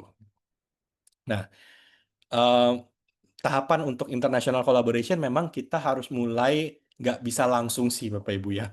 Kan kecuali kita kenal gitu sama beberapa dari luar, oke lah kita bisa pakai koneksi. Tapi kalau kita nggak ada koneksi, ya memang akhirnya kita harus buktikan dulu nih di awal. Ya, kita buktikan dulu bahwa pertama setidaknya saya bisa publish aja gitu. Ya. Nah, betul kita start dari saya setuju gitu ya, mau start dari Q4 dulu boleh nggak? Ya boleh-boleh aja gitu. Cuma jangan keterusan. Ya kan habis itu kita harus buktikan lagi kan, I can do better than this. Mungkin habis sendiri, setelah itu kita cari national collaboration dulu deh gitu. Ya, baru dari nasional kita tembus lagi internasional gitu. Jadi memang harus ya bertahap lah ya. Ikut-ikut kegiatan-kegiatan gitu. Itu juga yang conference-conference internasional ya gunanya bukan sekedar buat publish ya gitu tapi balik lagi itu cari network gitu dan mengukur riset yang berdampak itu sebenarnya banyak ya di Elsevier sendiri kita mengukurnya itu tadi ya ada citasi itu udah pasti nah citasi juga macam-macam nih ada total citasi average citation ada field weighted citation impact gitu ya ada citasi per bidang ilmu juga ada jadi nanti beda-beda tuh hasilnya. Ada kemudian selain citasi juga ada impact ke SDG. Kita punya datanya tuh. Ya, penelitian-penelitian ini dampaknya ke SDG yang mana? Jadi mengembangkan ilmu pengetahuan di SDG tertentu, ya itu juga ada. Kemudian ada juga mengenai funding. Jadi kita bisa searching ya, uh, riset-riset ini kemudian menghasilkan funding berapa. Dan itu penting karena kita jadi tahu riset di dunia ini, riset yang dibutuhkan itu ya kelihatan dari jumlah fundingnya. Kalau jumlah fundingnya besar, berarti riset itu sangat dibutuhkan oleh masyarakat saat ini. Nah, itu kita laporkan kembali. Ya, 2020 contohnya udah pasti COVID. Jadi semua funding ya rata-rata di dunia itu dikasihnya ke semua penelitian COVID gitu. Kan clear ya jadinya. Nah, itu juga kita bisa tahu, oh berarti dunia itu sedang butuh riset-riset tentang apa gitu. Kalau sekarang AI itu banyak kan ya, sedang butuh riset tentang apa. Nah, fundingnya kelihatan, oh gede banget tuh fundingnya ya. Terus tadi policies misalnya, ya kita tahu nih policy-policy mana yang menerapkan. Dan kita juga sekarang sedang buat cukup banyak ya proyek-proyek seperti ini untuk mengumpulkan impact ke masyarakat. Jadi sesuatu yang mungkin susah diukur pakai angka-angka aja, tapi kita butuh cerita. Ya, kita butuh cerita-cerita tentang bagaimana produk-produk inovasi ya industri itu berasal dari riset. Nah itu juga kita laporkan. Jadi panjang sebenarnya impact dari sebuah riset gitu. Ya. Terus ini ada juga, sebentar. Bagaimana jika kolaborasi berupa data riset yang didapat dari lembaga multilateral? Oh, kalau yang dilihatnya ini bukan datanya dari mana, Bapak Ibu, tapi penelitinya, gitu. Jadi penelitinya, misalkan ya, peneliti luar meneliti tentang Indonesia bareng kita, gitu. Penelitiannya tentang Indonesia nggak apa-apa, tapi dia peneliti dari luar. Jadi mungkin punya sudut pandang yang berbeda, gitu. Ya, jadi global collaboration adalah dilihat dari penelitinya. Oke. Oh, sorry, sebelum saya lupa. Sebenarnya ada satu lagi yang penting dan ini mungkin juga relevan ke Bapak Ibu adalah yang di sini tadi kayaknya belum saya bahas ya, adalah soal corporate collaboration. Jadi Bapak Ibu, saya berasumsi bahwa Bapak Ibu kan kerja semua nih ya, gitu. Nah, corporate collaboration itu ternyata juga menghasilkan citasi yang lebih tinggi. Cuma datanya saya lupa tampilin di sini. Ya, corporate collaboration itu kita nulis sama peneliti dari perusahaan. Tapi ini perusahaannya, mohon maaf, nggak bisa UMKM, Bapak Ibu. Ya, jadi memang harus perusahaan lumayan besar. Ya, kalau di medis tuh sering banget sama Kalbe Farma, misalnya Kimia Farma gitu. Nah, it's okay, bisa. Ya, dan si peneliti ini nama perusahaannya harus ditulis sebagai salah satu co-authors. Nah, kenapa yang begini-begini juga penting? Karena bukan membawa nama perusahaan itu ya gitu. The point is bukan perusahaannya gitu, tapi tipe-tipe corporate collaboration itu artikel-artikel yang ada corporate collaboration-nya itu cenderung akan lebih dibaca sama industri gitu. Jadi kalau saya nih di US misalkan gitu ya, saya bank misal. Terus saya mau cari nih, ini lagi ada isu apa nih yang di bank gitu ya, bla bla bla. Saya cari penelitian, saya mau baca-baca gitu, gimana menurut sains tentang isu seperti ini gitu. Nah, saya akan lebih senang pastinya membaca kalau penelitiannya itu bekerja sama dengan korporasi juga gitu. Karena apa? Saya akan lebih menganggap, oh berarti penelitian ini sudah mungkin dites di korporasi tersebut, ya sudah dilakukan kerjasama ke depannya mungkin gitu ya dengan korporasi ini gitu. Nggak apa-apa, agak praktis memang, cuma tetap aja itu akan punya potensi untuk dampaknya lebih besar lagi. Dan kita juga punya data tentang corporate collaboration itu memungkinkan citasi yang jauh lebih tinggi. Karena ruang lingkupnya bukan lagi di akademik saja, tapi masuk ke industri juga. Gitu. Government collaboration juga boleh, Bapak Ibu nggak masalah. Corporate boleh, government boleh, gitu. Ya. Nah, terus hal-hal apa yang harus kita siapkan agar lebih cepat di Q2, Q1 gitu ya, beberapa artikel. Oke, itu yang mau kita bahas habis ini. Oke, ada lagi yang poin ini Bapak Ibu sebelum yang next-nya nih. Oke, nah, jadi sekarang doctoral scholars nih, ya, as strategic leaders. Nah, jadi gimana nih kita, ya, lagi di S3, yang satu hal yang pasti adalah Bapak Ibu waktunya lebih panjang daripada S2. Kan gitu kan, gitu. Kalau S2, bisa sih, cuma memang berat banget, gitu. Karena waktu kuliahnya, kalau mau lulusnya on time, cuma 2 tahun. Jadi agak-agak berat memang. Nah, di S3 Bapak Ibu sebenarnya lebih panjang, tapi jangan keterusan gitu ya, jangan kelamaan juga gitu.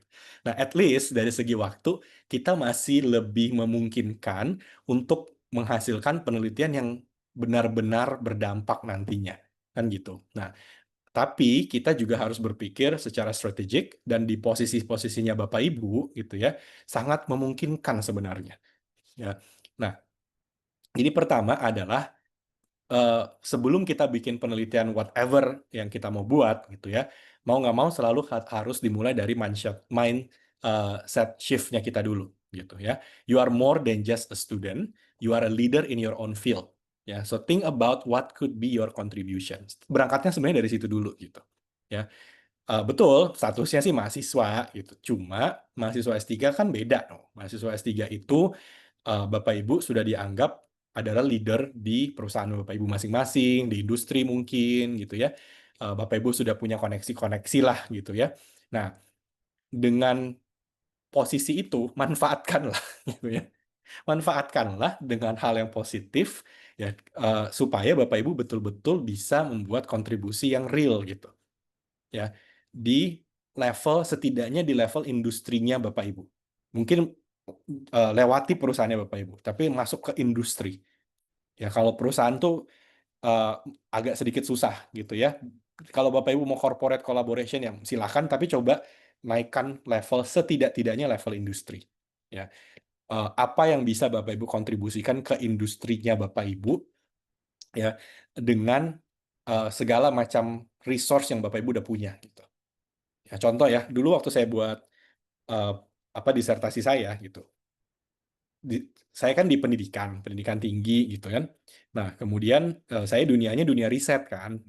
Nah, waktu awal-awal saya mau buat disertasi, pemikiran awal saya adalah, ya berarti somehow ya, waktu itu masih belum kepikiran mau neliti apa ya. Gitu.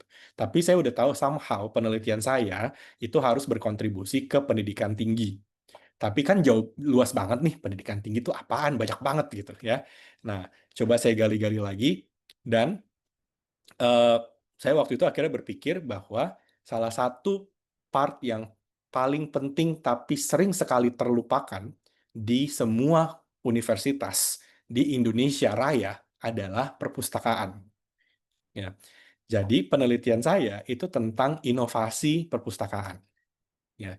Dengan pemikiran apa? Bahwa nanti kalau penelitian ini jadi, terlepas dari citasinya nanti berapa banyak itu segala macam gitu ya, tapi saya mau cerita kembali ke rekan-rekan di perpustakaan bahwa ini loh caranya bagaimana perpustakaan dengan budget yang terbatas tetap bisa berinovasi. Nah, itu yang ada di pikiran saya. Ya, karena saya sering diskusi, saya sering di acara-acara di perpustakaan gitu ya. Ya, jadi saya mikir, saya ngomong apa ya di perpus gitu kan. Nah, akhirnya itu yang jadi my way of thinking ya. Nanti penelitiannya mau kayak bagaimana, ntar dulu, tapi poinnya adalah I have to contribute ke perpustakaan perguruan tinggi. Nah, itu aja poinnya. Ya, mungkin Bapak Ibu nanti bisa mikir tuh, di saya berarti what sort of contribution, kalau Bapak Ibu belum ada ya, gitu. Tapi kalau udah, good, gitu. Nah, terus next-nya adalah strategic research. Riset kita juga harus strategis. Ya, riset-riset yang selain kita memang punya passion di bidang itu ya gitu, tapi coba lihat global and national priorities. Ya, global and national priorities itu lebih memungkinkan tingkat penerimaan yang lebih tinggi ya, karena semua orang lagi diskusinya itu gitu kan. Diskusinya funding juga arahnya ke sana. Nah, cari-carilah ya saat ini prioritas di level global itu apa, prioritas di level nasional itu apa. Ya, contoh waktu Dikti Saintek pernah mengeluarkan, kayaknya udah lewat deh, pas zamannya Pak Jokowi, nggak tahu sekarang masih lanjut nggak gitu ya. Dulu kita punya 5 pilar riset gitu. Ya, Bapak Ibu nanti bisa cek di BRIN kalau nggak salah ya. 5 pilar riset itu ada blue economy, green economy, tourism, dual AI, satu lagi lupa. Nanti Bapak Ibu cek gitu ya. Nah, itu national priority. Nah, dengan national priority seperti ini ya, lebih gampang dapat funding, lebih memudahkan juga untuk publikasi, ya, dan lebih berguna juga nantinya gitu.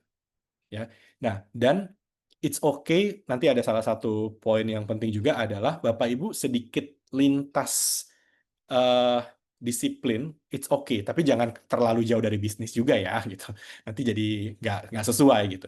Tapi misalkan ya, waktu saya dengar dari BRIN waktu itu menyatakan, iya salah satu yang kita fokuskan di prioritas riset nasional itu adalah blue economy. Terus saya nanya kan, blue economy itu apaan, Pak? Jangan sampai persepsi saya ntar beda nih gitu. Terus diceritain lah, ya kita kan negara maritim, laut, bla bla bla segala macam. Jadi kemaritimannya kita, lautnya kita itu harusnya bisa menjadi daya saing ekonomi. Berarti saya nanya tuh waktu itu, berarti ini risetnya bisnis ya, Pak? Nah, iya, gitu. Ya, ini risetnya tuh tentang bisnis, sustainable management gitu. Ada orang-orang perikanan juga di sana, gitu. Ya. Dan mereka mencari kolaborasi antara orang-orang perikanan, orang-orang bisnis, gitu, orang-orang lingkungan hidup. Nah, untuk fokus ke blue economy. Nah, oke, ngerti. Nah, jadi itu kan akhirnya membuat kita jadi tahu, oh prioritas nasional tuh ini. Lebih gampang tuh nanti penelitian-penelitian kita di sana. Ya, nah nanti Bapak Ibu bisa lihat lagi tuh ya prioritas sekarang itu ke arah mana, global tuh ke arah mana gitu. Ya, di bidangnya Bapak Ibu. Nah, terus ini drive interdisciplinary solution. Nah, ini yang tadi ya.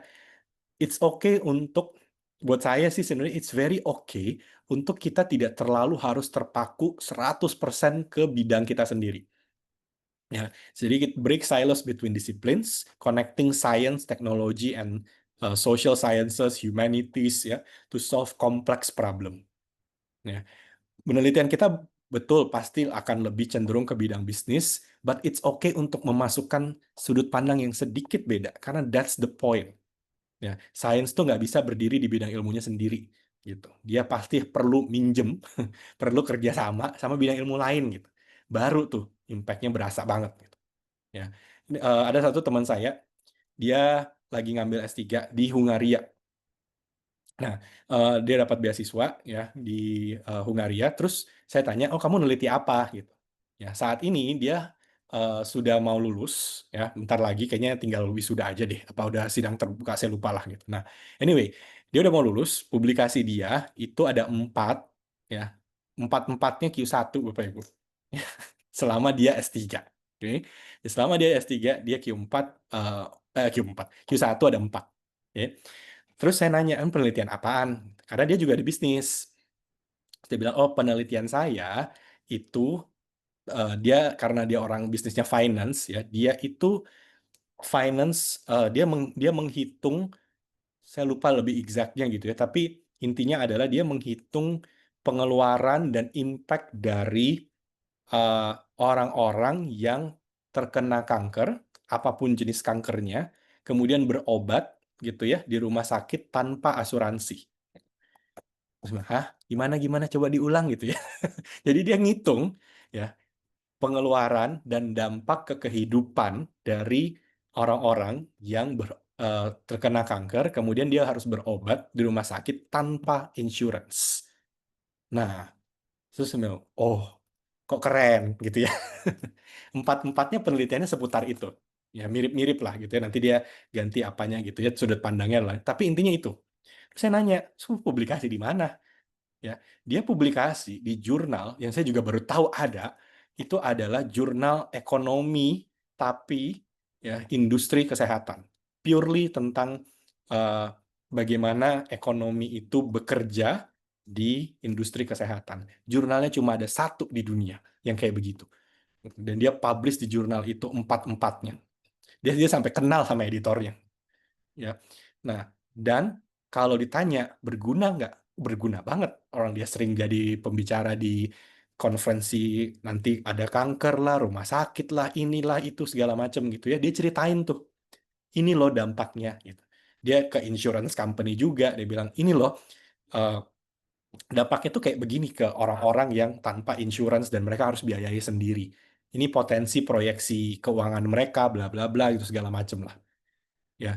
Dan itu dipakai akhirnya gitu ya, dipakai meskipun skalanya masih kecil-kecil gitu ya, tapi buat dia ya it's okay, memang dia mau penelitian dia selalu ke arah economic impact di medis gitu. Ya, sekarang dia fokusnya di kanker gitu ya, tapi next-nya dia udah dibilang sama kampusnya, oke, Anda fokus ke sini gitu ya, dan coba lihat dari yang lain-lain lagi.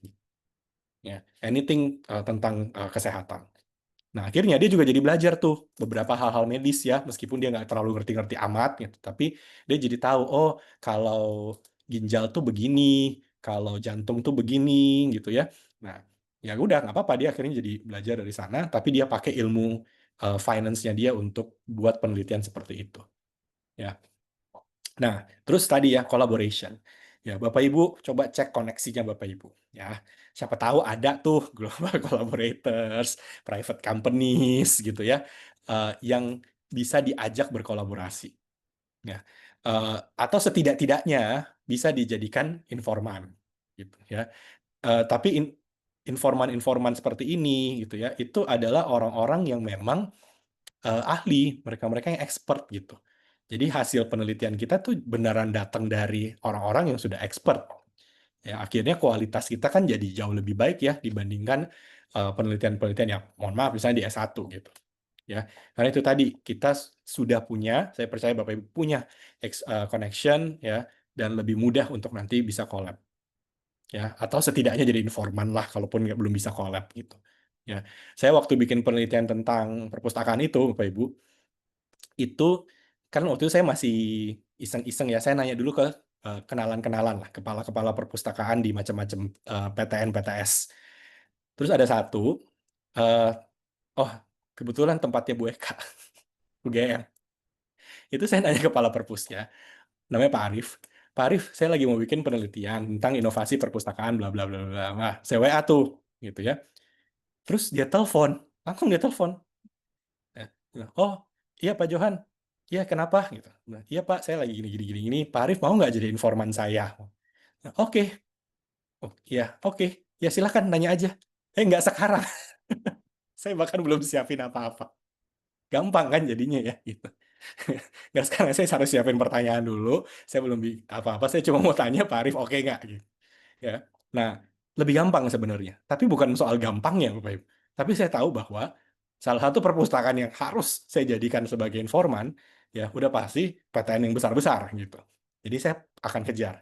Dan hasil dari mereka itu bukan apa ya, diskusi sama mereka itu bukan diskusi 15-20 menit selesai gitu. Ya waktu saya buat transkripnya, aduh capek banget gitu karena diskusinya jadi hampir 2 jam sendiri gitu kan. Nah, tapi itu kita bisa manfaatin sebenarnya ya. Nah, dan tentunya it's future proofing careers. Riset itu membuat kita punya dasar yang lebih kuat lagi di karirnya kita lah gitu ya. Kita ya Bapak Ibu dengan posisi apapun gitu, it's a launchpad mungkin bahkan sampai global opportunity segala macam gitu. Kita jadi expert yang dikuatkan lagi dengan science ya. Dan akhirnya kita bisa lebih di trust lagi untuk posisi-posisi yang mungkin lebih besar lagi ke depannya. Ya, saya sering bilang kalau di mahasiswa S1 ya, kan mereka tuh paling males ya kalau buat skripsi gitu. Saya suka bilangnya gini, Anda jangan lihatnya sekedar skripsi buat lulus, tapi Anda tuh mau kerja di mana. Ya, nah jadikan skripsi itu sebagai pembelajaran di bidang itu. Misalkan nih anak-anak sekarang tuh pengennya kerja di startup. Bilang, oke, ya udah buatlah penelitian tentang startup supaya nanti kalau ngelamar kerja tuh di startup udah dapat gambaran kan startup itu kayak apa. Bahkan bisa menceritakan penelitianmu tentang startup. Ya, simpel-simpel aja sih sebenarnya. Ya, dan akhirnya jadi terbuka gitu. Oh iya, benar juga sih ya gitu. Sambil belajar, sambil persiapan buat nanti mereka kerja. Kan gitu. Ya. Nah, dan yang terakhir itu adalah Doctoral Student as a Strategic Leaders itu punya kesempatan untuk melakukan public engagement and advocacy. Ya, dengan segala macam posisi kita, ya, connection kita gitu. Riset-riset yang kompleks itu sebenarnya bisa kita suarakan ke publik. Ya, ke society, ke media, ke policy makers, mungkin Bapak Ibu ada yang kenal orang-orang kementerian dan lain-lain gitu ya. Ya, suarakan gitu ya, karena itulah yang menjadi poin Ya, kenapa riset itu akhirnya bermanfaat buat banyak orang kan. Nah, jadi as a doctoral scholars kita punya tuh kesempatan seperti itu. Ya, kalaupun saya nggak kenal orang-orang kementerian gimana, ya udah nggak apa-apa. Tapi Bapak Ibu di lingkungannya kan, dipakai di lingkungannya tentang apa yang sudah Bapak Ibu hasilkan, kita testing, kita lihat benar nggak ya itu bisa betul-betul menjadi sesuatu yang dipakai gitu oleh company, oleh industri gitu. Ya, nah itu gunanya kita kemudian melakukan all this research, all this time, all these years gitu untuk ya siapa tahu kita bisa advocate sesuatu yang lebih positif ya. Setiap kali kalau saya sendiri my own personal advocacy, setiap kali saya diundang whatever acara gitu ya, mau itu perpus, lembaga riset, bahkan di kementerian segala macam, advokasinya itu selalu adalah riset yang berdampak. Whatever policy-nya ya, pasti yang ditanya adalah ya udah dampaknya apa gitu. Kita mau lihatnya dari sisi apa gitu ya. Nah, karena itu tadi ya kita nggak bisa terjebak dengan pola yang sebelumnya, terus kita lanjutin terus mau sampai kapan gitu. Nah, terus mau tambah jelek terus, nah atau mau seperti apa. Jadi that's always been my advocacy gitu ke luar-luar juga, dan ya buat saya itu me, tapi nanti terserah Bapak Ibu ya dengan Bapak Ibu sendiri seperti apa gitu. Oke, so ada pertanyaan Bapak Ibu? Oke, Bapak Ibu, thank you. Kita berikan aplaus dulu untuk Pak Johan atas materinya yang sangat menarik gitu ya, Bapak Ibu. Kalau kata Gen Z sekarang materinya daging semua gitu. Jadi, oke, Pak Johan, Bapak Ya, Ibu, kita masih ada waktu sekitar 20 menit untuk sesi tanya jawab. Silahkan Bapak Ibu. Saya mau tanya, boleh? ya, boleh. Kayaknya dari bulan yang lalu, akhir bulan yang lalu atau bulan ini itu banyak banget kan berita bahwa top 5 universitas di Indonesia itu red flags dalam publikasi. Masa Eh sih? iya, Ya, iya oke. waktu itu ya, entah saya juga dapat apa forwardan dari teman saya yang di Instagram, dan katanya sih banyak yang di retract publikasi yang di Indonesia gitu. Nah, ini menurut Bapak gimana? Dan apa yang harus diperbaiki untuk kita yang akan publikasi ke depan? Ya, oke. Retraction itu memang jadi isu panas nih. Ya, bahkan banyak peneliti-peneliti yang meneliti tentang retraction itu sendiri. Nah, retraction atau penarikan yang sudah dipublish ya, itu terjadinya eh, tidak 100% karena kesalahan dari penulis gitu. Yang disengaja. Jadi kadang-kadang ada retraction yang sifatnya itu karena kesalahan teknis. Jadi jangan langsung dijudge gitu, oh retract pasti ini. Enggak juga gitu. Kadang ada kesalahan teknis yang udah terlanjur publish, akhirnya harus ditarik, terus nanti dipublish ulang, Pak Ibu. Nah, itu biasanya sih datangnya dari jurnalnya, jadi bukan di penulisnya tuh. Ya. Nah, itu satu lah. Tapi memang kenapa kemudian jadi panas? Karena retraction yang dilihat itu adalah retraction karena kesalahan etika penulisan. Jadi dari penulisnya gitu ya. Yang memang agak susah kita buktikan ini sengaja apa enggak sengaja. Tapi poinnya adalah something is not right dengan etika publikasinya, sehingga ya mau nggak mau tetap harus ditarik, terlepas sengaja atau tidak sengaja. Nah, poinnya kalau kita di Scopus adalah kita pro retraction. Ya, kita sangat pro gitu. Karena buat kita daripada ini artikel nanti dipublish dengan segala macam pelanggaran etika, misalnya datanya salah, datanya difabrikasi gitu ya, dan lain-lain lah, itu akan menghancurkan sains. Nah, kita nggak mau, makanya kita retract artikel-artikel tersebut. Bukan kita sih, kita menginfokan kepada jurnalnya, coba cek di ini artikel ini kok kayaknya something is not right. Baru nanti jurnalnya yang memberikan keputusan mau di retract apa enggak. Gitu. Dan buat jurnal-jurnal itu juga bagus, lebih bagus seperti itu karena daripada mereka mempertahankan, ya. Terus kita udah tahu bahwa ini segala macam pelanggaran etika juga mereka terima, nanti yang kena tuh jurnalnya. Jadi jurnal yang discontinue. Makanya mereka lebih prefer mendingan artikelnya saya retract daripada jurnal saya kena discontinue gitu. Pak Johan, sorry tadi ada pertanyaan dari Bu Karola di chat mungkin belum terjawab Oh, ya. oke, yang bentar ya. Tips biar cepat Pak Johan. Oh, oke, ya, ya, ya. Oke, kalau yang ini Bapak Ibu, intinya sebenarnya adalah kalau para editor itu selalu cari novelty and contribution. Ya, jadi novelty mungkin Bapak Ibu udah tahu ya, gitu. Nah, tapi satu hal yang kita suka miss adalah kontribusi. Kita udah capek-capek bikin penelitian, kita suka lupa diketik aja gitu ya. Ini contribution-nya kira-kira bisa buat apa gitu penelitian ini. Ya, saya mendapat sesuatu yang baru, misalnya Bapak Ibu ketemu model berpikir baru misalnya gitu ya. Nah, terus kenapa dengan model berpikir baru itu? Nanti kira-kira kontribusinya bisa seperti apa? Nah, itu yang mereka selalu tanya tuh, ya, novelty plus contribution. Nah, itu yang paling penting di luar dari yang lain-lain lah gitu ya. Yang lain-lain itu sifatnya lebih teknis. Misalnya Bapak Ibu juga sekarang penting sekali yang namanya referensi. Referensi juga harus berkualitas. Ya, kalau kita menyatakan satu argumen, terus nanti kan ada dalam kurung, dapatnya dari mana gitu ya. Nah, itu referensinya kalau diklik, terus dilihat ini datang dari mana, ini artikel apaan, atau jangan-jangan ini dipublish di jurnal Predator, itu biasanya akan kena juga. Artikelnya akan dianggap tidak punya dasar yang kuat karena referensi yang dipakai bukan referensi yang bagus. Nah, itu juga jadi penting tuh sekarang gitu. Terus apakah kita perlu menyiapkan beberapa artikel untuk bisa dipublish di beberapa publisher? Ya idealnya sih begitu kalau bisa, ya. Gitu. Itu lebih aman. Dan bahkan saya ada kenal satu, dia dari Erlangga, dari UNER, Bapak Ibu ya.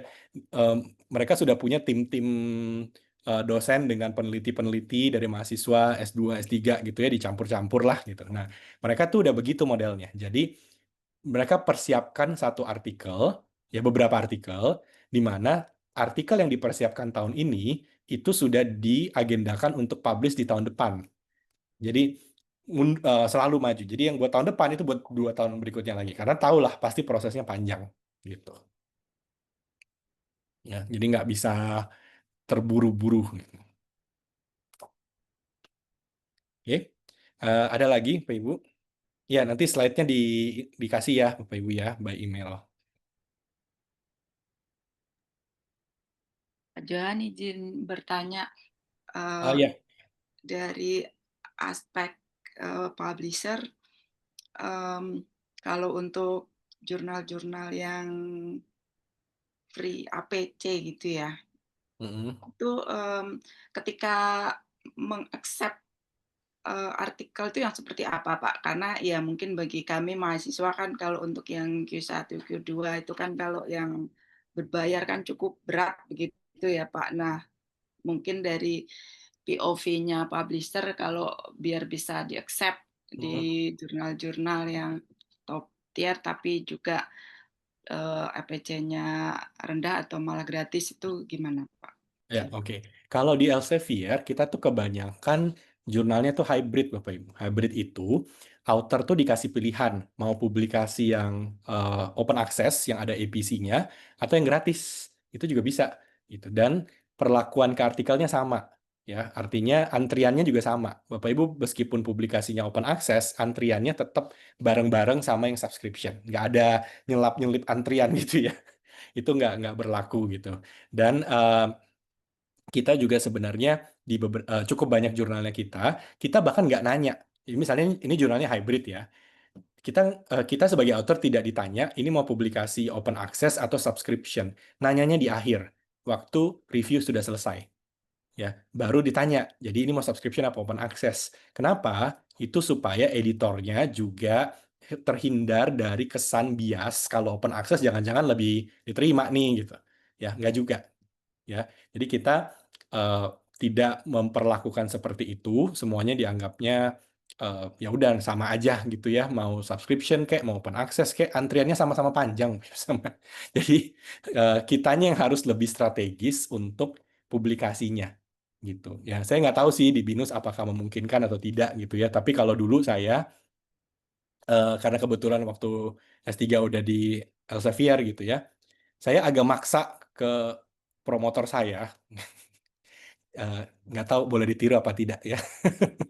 Tapi saya agak maksanya adalah Saya bilang, Prof, ya, saya mau buat artikel dulu, baru disertasi. Profnya bingung, hah? Gitu, ya. Kenapa begitu? Karena saya udah tahu pasti lama banget kalau buat publikasi. Apalagi saya nggak mau bayar.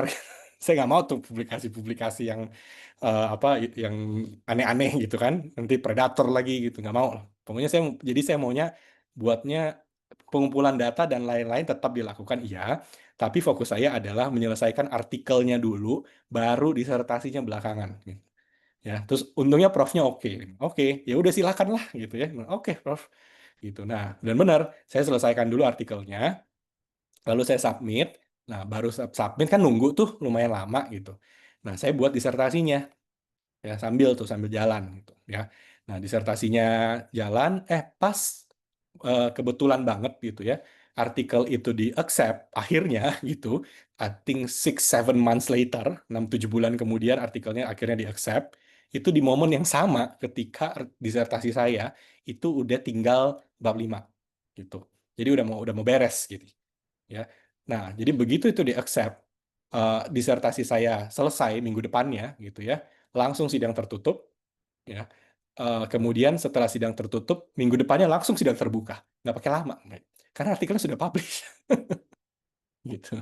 Nah, jadi saya agak ngubah dikit gitu ya supaya bisa on time. Kalau enggak nanti ya, maksudnya rekan-rekan saya ya itu kebanyakan akhirnya jadi nggak on time karena kelamaan nunggu artikelnya publish gitu. Nah itu, but I don't know di BINUS apakah memungkinkan gitu ya. Nah kalau di tempat saya dulu sebenarnya sih aturannya nggak begitu gitu. Tapi ya udahlah gitu ya, promotornya kasih, ya udah, dan terbukti bisa. Nah sekarang mereka mau nerapin seperti itu tuh Bapak Ibu, artikel dulu baru disertasi gitu.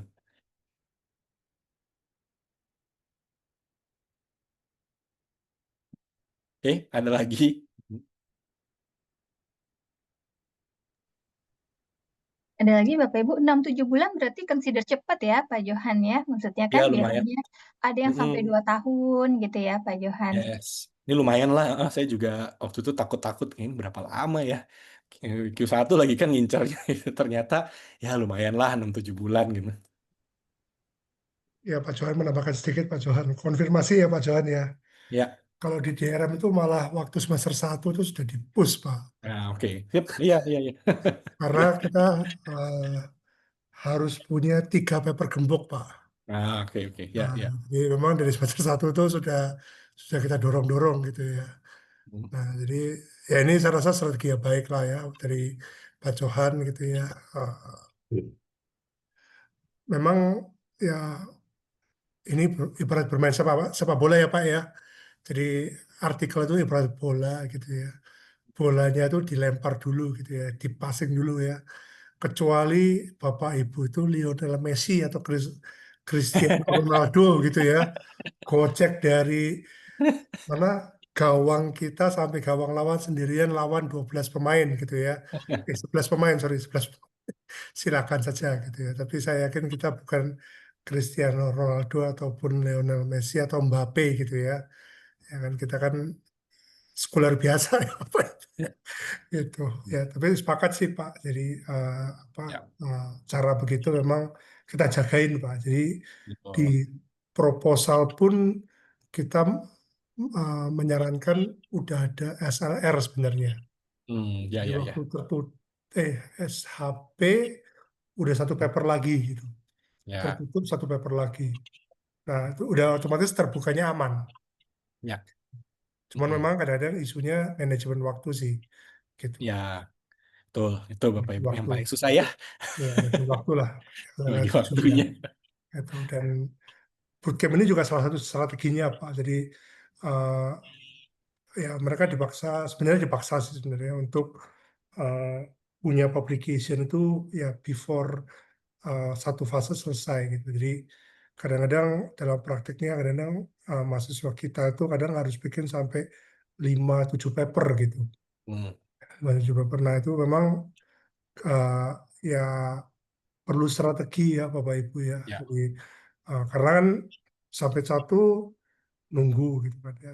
Solusi dari saya cuma 1 ya bikin lagi, ya, betul. submit lagi. belum Pak, belum tentu juga diterima semua iya, kan, Pak. Kadang-kadang iya, di ada reject yang total gitu. betul, Nah, betul, gitu. hmm, Jadi pernah rekor tuh kalau nggak salah ada yang pernah bikin tuh 5 kalau nggak salah. hmm. Gitu. Jadi ya Bapak Ibu ya disiapkan saja ya Bapak Ibu ya. Ya kira-kira 5 sampai 7 paper lah idealnya. Ya Bapak Ibu ya. Mungkin itu sih tambahan sedikit memberikan konfirmasi Pak Johan. Kasih. Ya, ya, ya. Thank you, Prof. Arta. Mungkin satu pertanyaan terakhir, Bapak Ibu, sebelum kita tutup sesi workshop siang hari ini.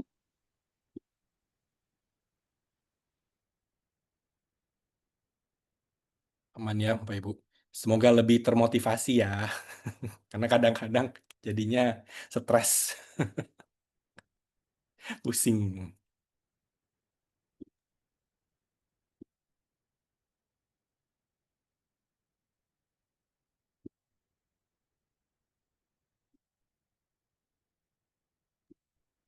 Oke, baik. Kalau tidak ada lagi yang ditanyakan, saya mau mencoba mengcompile workshop kita siang hari ini, Bapak Ibu, yang sangat menarik tadi.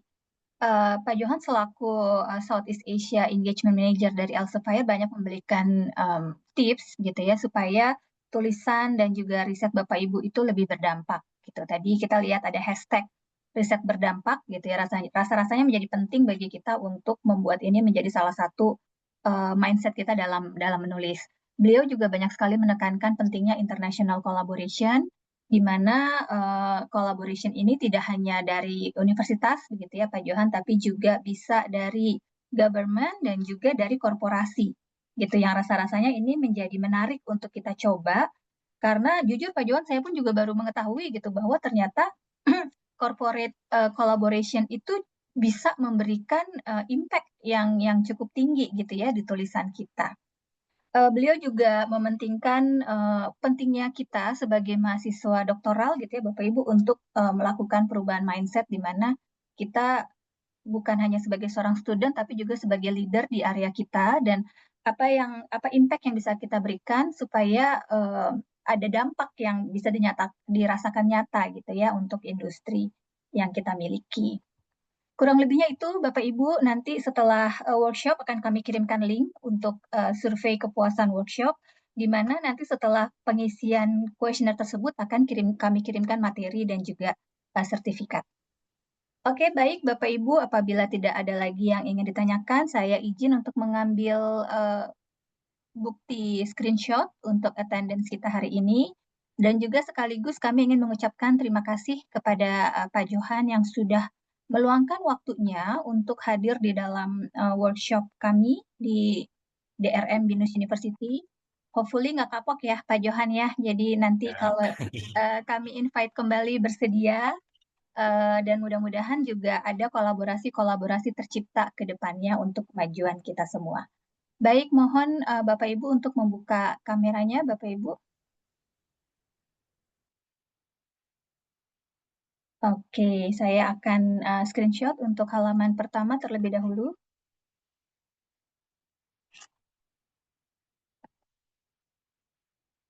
Oke, selanjutnya untuk halaman kedua.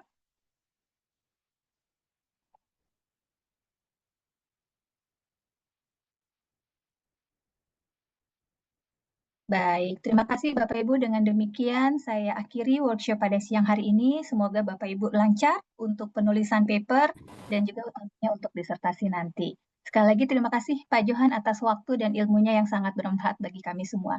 Selamat siang. Baik, terima kasih. Makasih Bapak Ibu. Terima kasih. Pak Johan. Terima kasih ya Terima kasih, Pak. Pak. Terima kasih Pak Johan. Terima kasih Prof. Arta. Prof. Terima kasih.